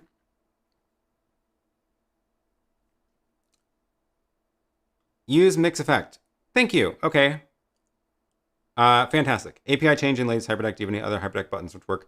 I feel like I was... I don't think I've updated the HyperDeck since doing the show where I was doing this the instant replay thing, so that all should have worked. But I like Keith's suggestion. We're just going to use mix effect for this.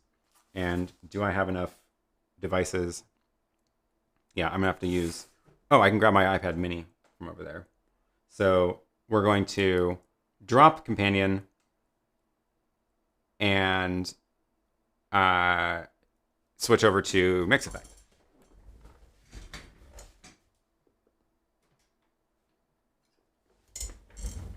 Which is on this iPad. Okay, so let's let it reconnect, and then we go to the output. No, Mix effect. Is there a... where is it? Media? No. Matt. This is sure I don't use this enough. Aux, output. No. I don't see a hyperdeck section. Maybe it doesn't exist.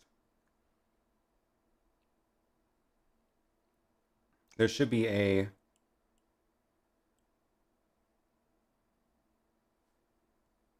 hyperdeck. Yeah, it's there. Input none. I shouldn't need it on an input.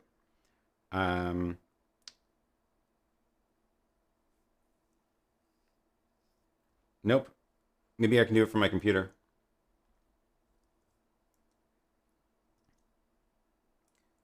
Click the top layout change. What's the top layout change?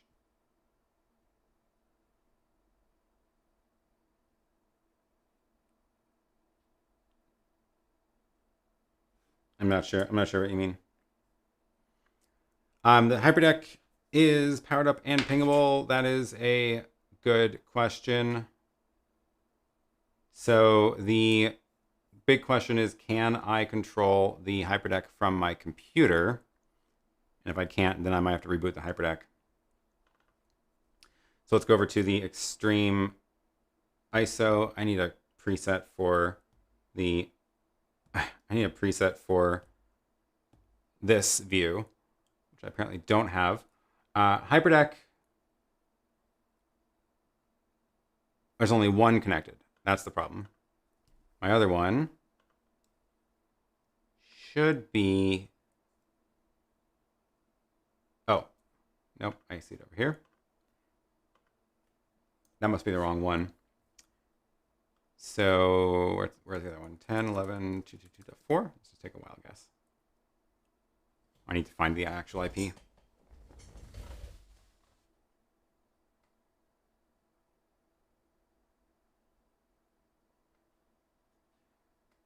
This is 10.11.45.105.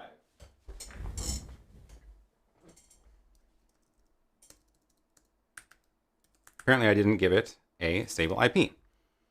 Oh, hey, look at this. This is a helpful comment. Remote is not active on this hyperdeck. So, you know what? We're going to fix that together.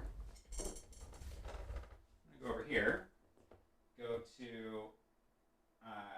menu, go to, oh, where's my camera? There it is. Go to,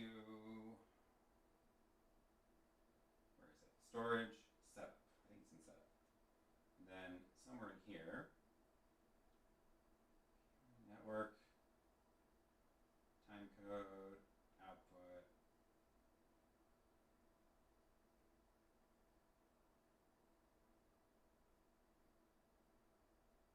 Remote.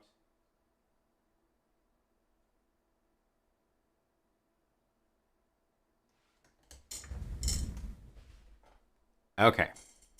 Sorry for the audio for that.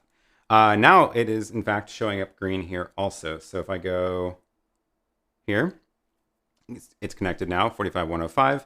Let's go back over to Companion and check my connection to the ATEM or the HyperDeck Plus 45.105. And now that the remote is turned on, I have a feeling this is going to work. So now if I press record, sure enough, it's recording. Okay, that was a fun little diversion. So that was all just so that I can now take this camera and switch to this camera, press record, and then we can play it back. Oh, maybe I should make a button for playback. This is very, very similar to the instant replay, but I'm going to be doing it manually. So we're going to do want this up on my other iPad also because I need too many buttons. So we're going to make another button for play. I don't know why I'm holding my phone. Play, and we're going to call it HyperDeck plus, run the play, and if I remember correctly, it plays back the latest clip, which is very convenient. So I don't have to worry about I don't have to worry about trying to find the latest clip. It'll just play that back. And maybe I should make one for pause also, because then I do want to freeze frame it. So here we'll make one that's pause. And there should be an action called pause. Nope. Stop. I think if I do stop on the plus, it will freeze frame it. So let's check this by, I guess I'll just press it. Yeah, it is. It is. And then if I press pause, yeah, it freeze frames. Okay, perfect. So next, should I loop it? I guess that could be useful. Loop this one clip. And then next, I need to route the hyperdeck back into my my show, because I actually don't have it in an input right now. So if you look at my multi-view, the hyperdeck is not there, but the ZV-E10 battery died because I didn't have it hardwired in. So that's because of the bidirectional converter thing. It's stuck on a freeze frame of the program output because the program is being fed into that, because it's random what ends up going into it. So what I want to do is reroute. Input 5 does not need to be the E10 anymore. Input 5 needs to be the HyperDeck Plus, which is, I believe, this one. And did that work? I think it did. It is stuck on a freeze frame, or no, it's on program right now. So let me play. Yep, okay. It is playing back that 3-second clip on a loop now. So again, if I show you the multi-view, you'll see that it is playing in a loop the little bit I recorded where I was like, is it recording? And looked over there. So we're all set. I have a button to, it's taking me too long to navigate between pages, so I'm going to make one more button, which is to get to this page 22 from my main show page, which is this one. Here it is. This is going to be hyperdeck, and this is going to be page 22. Okay, so now if I press that button, I jump into the record, play, pause page. Great, fantastic. So we're all set for that test.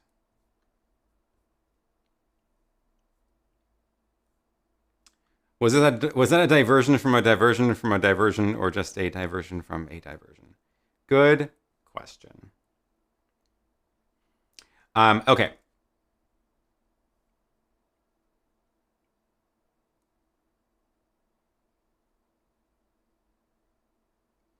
So we're going to go to this camera, and I'm going to point it at myself, and then I'm going to switch to this camera and record a couple of seconds of it in. Get my hand out of there. Let's go that way. There we go. Again, this is auto. And I'm going to use auto in both apps. So this is the feed from the Apple TV from my iPhone XS. Let me actually record this. This is the feed from, there we go, recording now. This is the feed from the iPhone XS over AirPlay in the Shoot app on all auto settings. I am holding it with my hand, so that's why it's a little bit shaky. And we're going to compare this to the iPad side by side. Okay, there's that clip. And now I should be able to, if I show you the multi-view, we should be able to go and play that back into input 5. The label is wrong, don't mind me. And then if I go back to the table camera, there we go.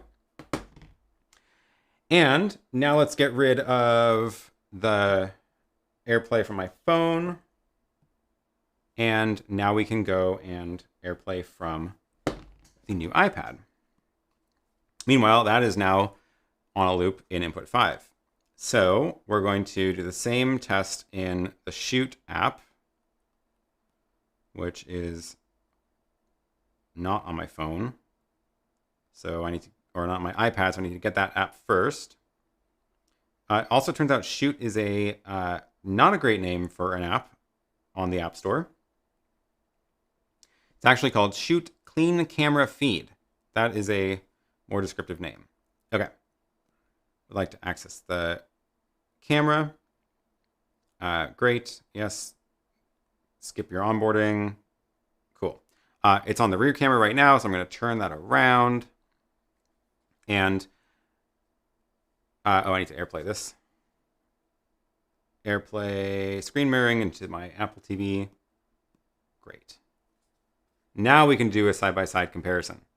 So to do this, I need to get a super source. They're less different than I thought. I need to make a super source layout. So we're going to do that in Mix Effect, because I think that's the easiest. And for this, I'm going to let it reconnect. We're going to go super source and do a side-by-side, and then reassign what's in the boxes. So box 2 gets the Apple TV, and box 1 gets the... Okay. Oh, I don't have my little labels. Darn. I should really do that. So one thing to do before I can show you this is to get my things labeled properly. So for that, we're going to go back to this and go and do a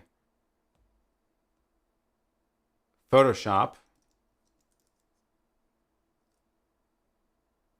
and make a new 1920 1080. And we're going to do the little thing I did last week, which is on the bottom, make a little strip and make it kind of transparent. And then on the left, we're going to add text saying iPhone XS. And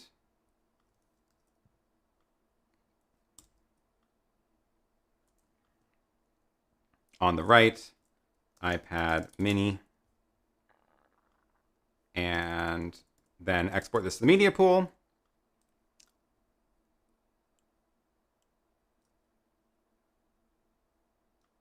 iPhone test, and we're going to put it in slot 7. Pre-multiply alpha. Sounds good. Back to the ATEM control. Let's load that into iPhone test. We're going to put it there because I don't need that thumbnail anymore because we're done with that.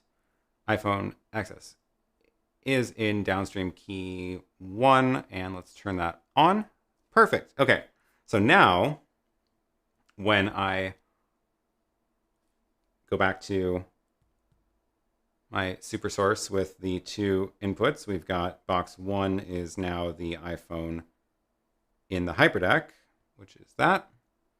Box 2 is the iPad Mini.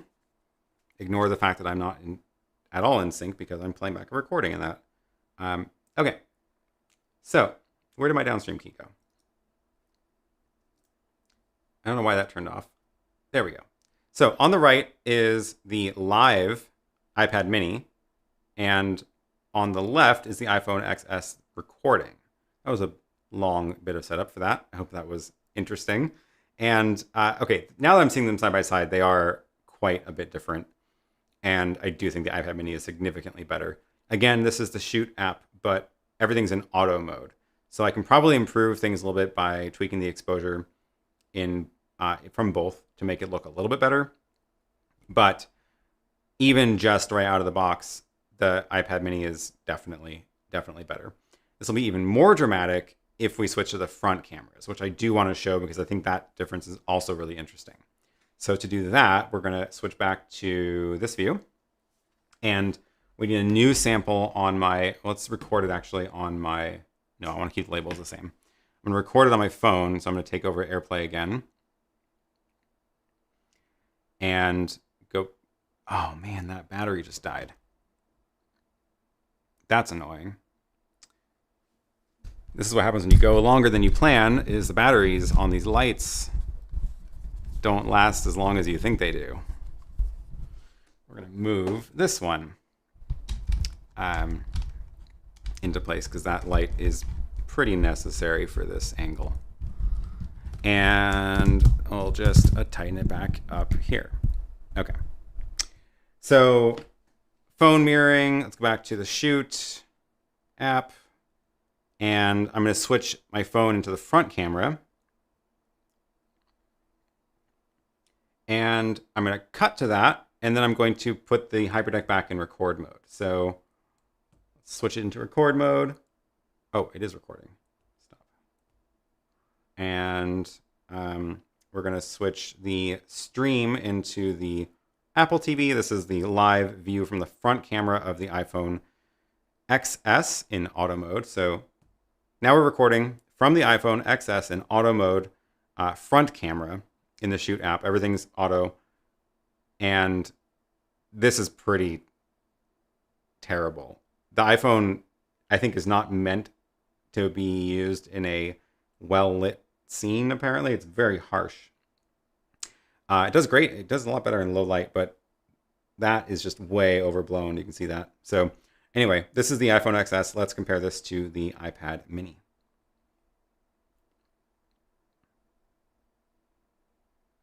And then pull up the iPad Mini. Let's get that playing. Yep. And then switch the iPad Mini into the front camera. And I guess to make things fair, let's start with the front camera in the not wide front camera. That's what we should do. Let's hold it like that. So, okay, AirPlay this one. There we go. And this is ready to cut over to SuperSource. Wow, it's, yes. Okay, side by side, where's my downstream key? iPad Mini is on the right, live. The iPhone XS is on the recording. Interesting, the front camera seems wider by default. This is about how far I was holding the iPhone out before. So even just the default front camera is already wider than the iPhone. So if I try to frame myself about the same, it was like that. But I'm holding it a lot closer. My skin's very, very shiny. No, it is really just overblown highlights. Again, I think it looks better. I don't think it looks great, but part of that is because this is auto. And if I go into, if I go into the wide camera, this is the wide selfie camera, which is just like out of control wide angle lens. And you can see how much of the room you can see in this. Kind of impressive. And if I hold it out, it's like ridiculous. Yeah, so this is the regular one. If I tried to switch it out of auto mode and maybe like drop the exposure a bit, it's going to look, now that it's not blowing out the highlights, it's looking a lot better. All I did was adjust the exposure. It's still doing auto shutter, auto ISO. And maybe I should just, for comparison, do that to the iPhone too. So let's go ahead and switch back to here until I get my iPhone, screen mirroring into the studio, and launch Shoot in auto mode. Okay, so here is live from the iPhone, and I'm going to go adjust the exposure and darken it just to get rid of the edge off of those highlights. And that's looking better. Okay, so this is So this is the recording from the iPhone XS. I have to hold it way out there in order to not have my head fill the frame. My arm is completely stretched out. We're now dropped 1.5 stops so that it's not blowing out the highlights on my skin. And the picture is a little bit dark, but we'll compare this to the iPad in a second. Okay, let that play on a loop. And back to here while I switch which one is mirroring. And now we can switch back to super source and put on the labels. Okay, iPad mini's on the right, iPhone XS is on the left on the recording, and they're both now, let me actually make the exposures match. This is now both 1.5 stops dropped in the exposure, so it's still auto shutter, auto ISO, but it's dropped the exposure. And in my opinion, the iPad mini looks way, way clearer, and honestly, this picture looks now fine. I would not be upset about using this on a stream. So definitely you don't want it in what it thinks is the correct exposure, which is this. We want to drop it a little bit to get rid of the edge off those highlights, and this looks a lot better. And you can see a lot less of that lens flare compared to the iPhone XS, and this is actually totally reasonable. So yeah, there we go. Oops, that's what I wanted. I just remembered why the key is shutting off when I switch that angle, because I have a trigger in Companion set up to take the downstream key off when I switch back to this camera for this exact reason. That was from last week. Very cool. Okay. I wasn't looking at the chat for any of that. So let's take a look at what we have in the chat. And let me get my super source back to the way I want it. Cool.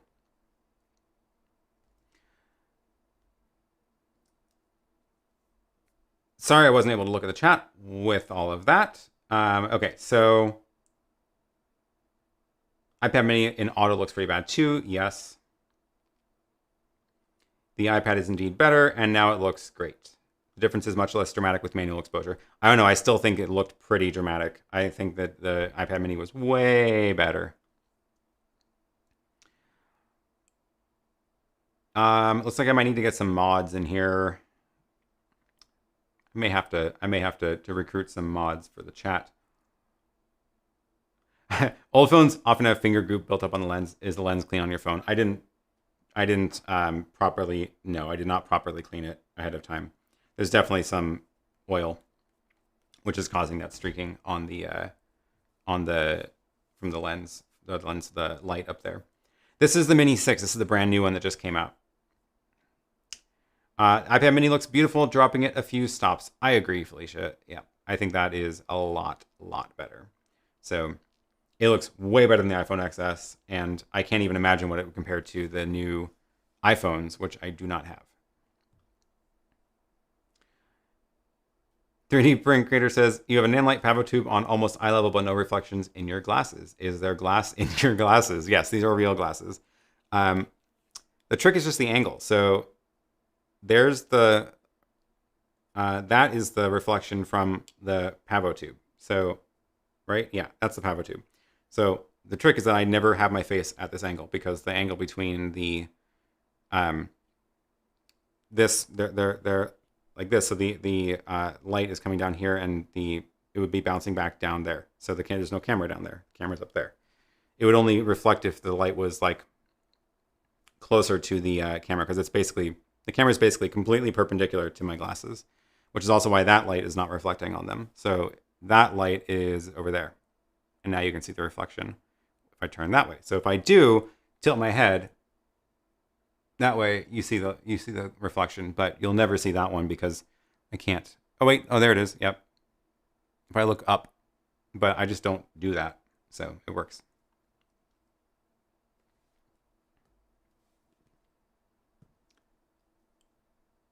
Everyone is saying the iPad is significantly better. Cool. Mini looks awesome and a great setup as well.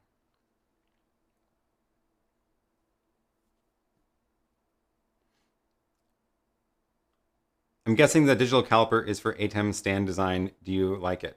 Yeah. This was like a super cheap one I found on Amazon. It's nothing. I don't know anything about these. These were, but I needed digital calipers for measuring the ATEMs and all the other devices I'm doing stands for. And I was like, this is fine. It's cheap and it works. But this is how I measure stuff for the stands of like, how big is this GoPro to make a GoPro case for it, and then I can go and get the exact measurement and punch it in and make a little model of this. And then I'll go and model the stand around the model I made of it, which is what I was going to do with the Røde until I no longer have to because somebody else made an even better version that actually has wiring inside, which I was not going to do. So that's very cool.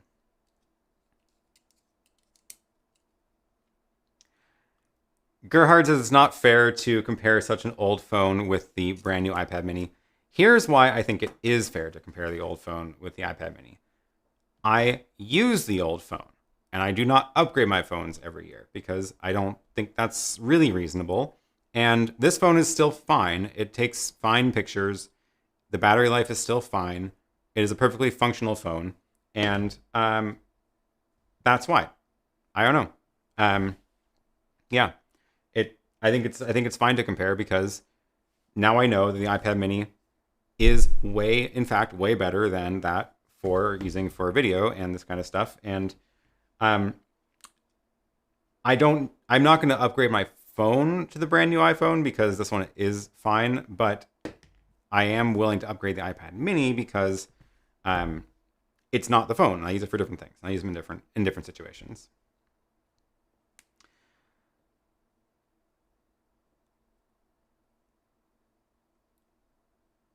Felicia says, I'm really stuck using my Apple TV so I can AirPlay my iPad for a slide deck. This is totally doable. The easiest option is if your slide deck is in Keynote. Otherwise, it'll be quite a bit harder. But if your slide deck is in Keynote, then this is 100% doable. Let me see if I have a Keynote slide deck in my iPad that's ready to show. Yeah, okay. So this is my original iPad mini. Oh, now you can see the reflection from the light. This is the old iPad mini, previous gen. Here's a Keynote file. And this was from when I did the lightning talk at that conference talking about the setup I brought. And this is actually when I filmed that video. So I've got little photos and stuff from that event. It was kind of fun. Anyway, slide deck in Keynote. And if you screen mirror to the Apple TV, then by default, what shows up in the Apple TV, and can I show that? Yes, I can. So by default, what shows is just a copy of your Keynote interface, right? So you've got the slides and all that and all the interface. So that's normally what you see. Can I do I'm trying to think if I can do a super source layout for this. This is the one that has mix effects, so no, I can't. Okay. If you press, I can show you my multi-view. So my iPad is in input 7, Apple TV, right? And then you're seeing the overhead camera. Maybe I should stop that so it's less distracting. If you press play, notice how the Apple TV switched into showing the slides in full screen. That's the key. So when it's in screen mirroring mode, Keynote does this completely transparently. You don't have to do anything to make that work. It will. It knows that when there's an external display connected over AirPlay, it knows to go into full screen mode on that external display when the slides are up. And if you exit out of that, then it goes back into mirroring the interface.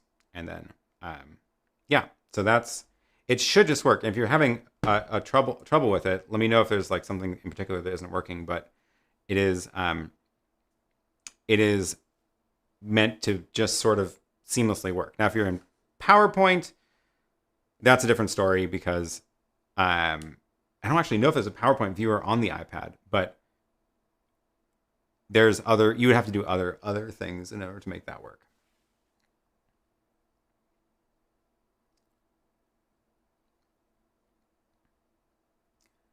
But let me know if that was helpful. Okay, did I miss any other questions over here?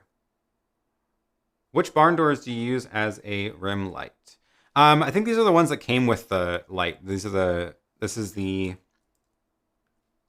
I believe, find the link. This is the GVM. There it is. 80W. Okay. So this is the GVM 80W, and they are one's up there, one's pointing at the desk. So those are the two lights up there. They came with their own like barn doors, if I remember correctly. I don't think I bought those separately. And oh no, they didn't come with barn doors. They came with the reflector dish. The barn doors came from a different light, which now I unfortunately don't remember which light it came with. Yeah, it did come from a different light. It would have been, I don't have that many, so it may have been from this Godox. It may have been from that light, and that's the SL152. Does that have barn doors in the box? Doesn't look like it from the pictures. Wow, I don't know where they came from then. Yeah, sorry. So connect the Apple TV to the ATEM and then AirPlay it. Yes, exactly. So Apple TV, I don't have. I think I can do the wiring diagram for this.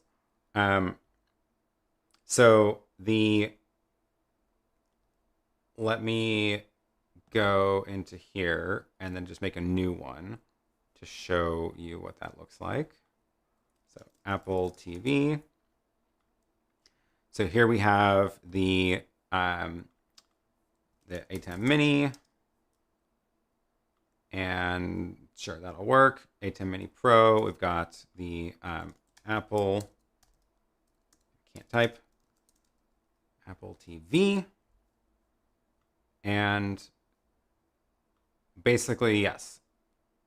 Apple TV HDMI into the ATEM, and then what you're going to see without anything shared is like the Apple TV's home screen of just like the icon list, and as soon as you AirPlay to it, then the Apple TV switches into just showing whatever is being sent from the AirPlay device, and that's where if you're AirPlaying from a iPad, which I guess isn't actually connected, but AirPlaying into that, it's going to screen mirror the iPad by default. So you'll see all the home screen icons, and where's my super source box 2? So here's the iPad showing Keynote, but if I show you the home screen of the iPad, then we've got just the list of icons. And then again, because Keynote knows about the external monitor, as soon as I hit play on the presentation, it switches into full screen mode. And that's the same thing that happens with the Filmic. Oh, I don't think it's on this iPad. I have too many iPads. Yeah, I don't have those apps on here. But yeah, that's the deal with that is if your iPad has to be screen mirroring to the Apple TV and the Apple TV plugged into the ATEM over HDMI, and then everything should work. Are you aiming for 2.5-hour live stream today too? I was not. I was explicitly not planning on a 2.5-hour live stream today. Oh well. I love how you make live troubleshooting fun. Well, I'm glad, because that seems to be the theme of the second hour. Maybe that's the theme of what's going on in this show. Is first hour is rapid Q&A. Second hour is live troubleshooting something random from the Q&A. Problem with AirPlay is it can't be trusted in a live situation with all the Wi-Fi and phones bouncing around most ballrooms. That is true. That is more of a challenge, is if you are in a very, very crowded environment, I may not trust AirPlay for that anymore. But here's the other thing about that is AirPlay works great from these devices for all these apps. But if you plug in the HDMI dongle for these into the ATEM wired, it's exactly the same as far as the apps are concerned. So if you open Filmic or Keynote or any of those apps on these devices and you have an HDMI thing plugged in, then it'll see it like a second screen, just like AirPlay, except now it's wired, so it's super reliable. Of course, then you're like tethered to it, you're stuck. But you can get around with that with the longer cables, or if you wanted to use the like Hollyland wireless transmitters, you could do that as well.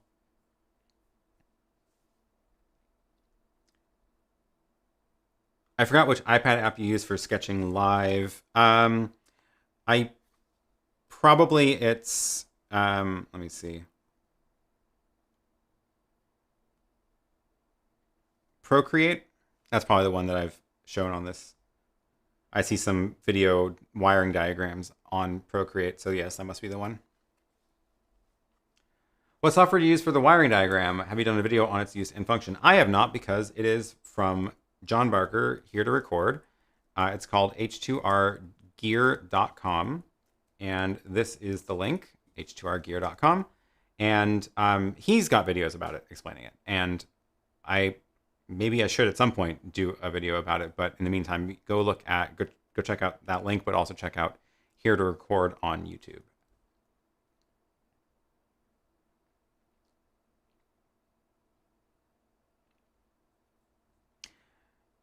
Is the latency the same as plugged in versus AirPlay?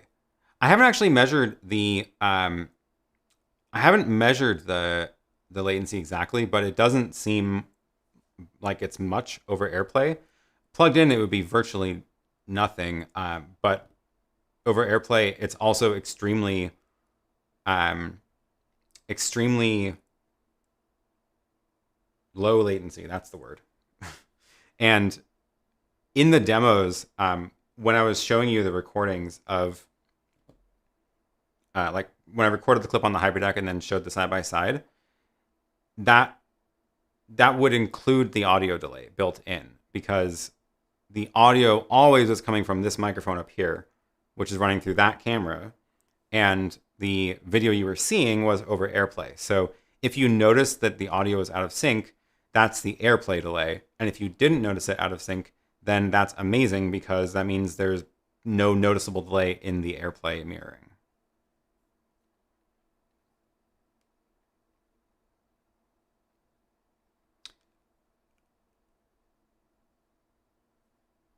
And okay, here's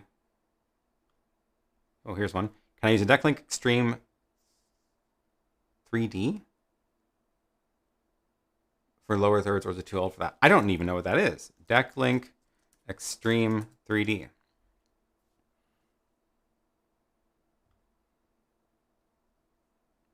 It's a capture card. Capture playback. Single dual channel SDI capture playback. I believe that would work. I think that would.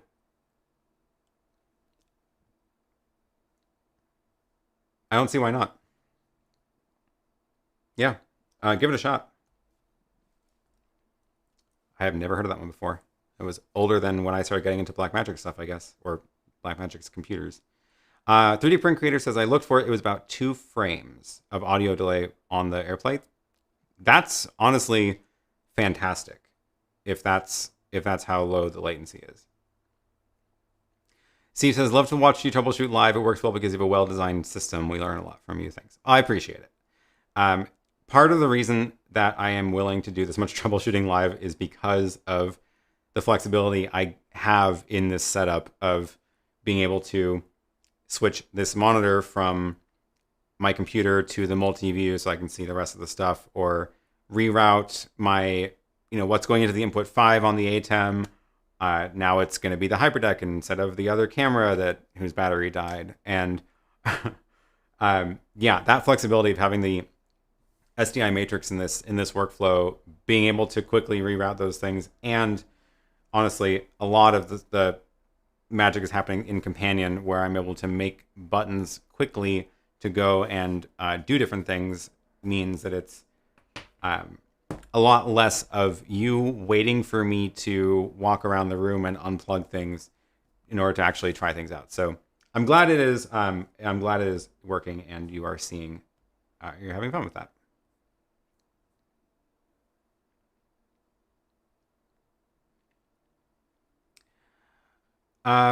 Cool. Okay. Well, I think we are going to wrap up here today. This was a long one again. I'm going to be about at 2.5 hours.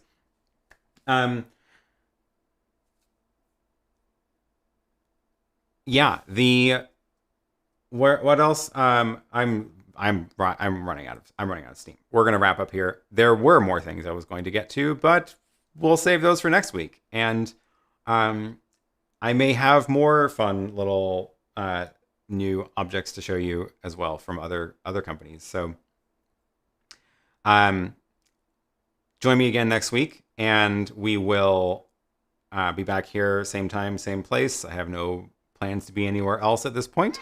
And oh, thanks, Thor. Thanks for the super chat. I appreciate it very much.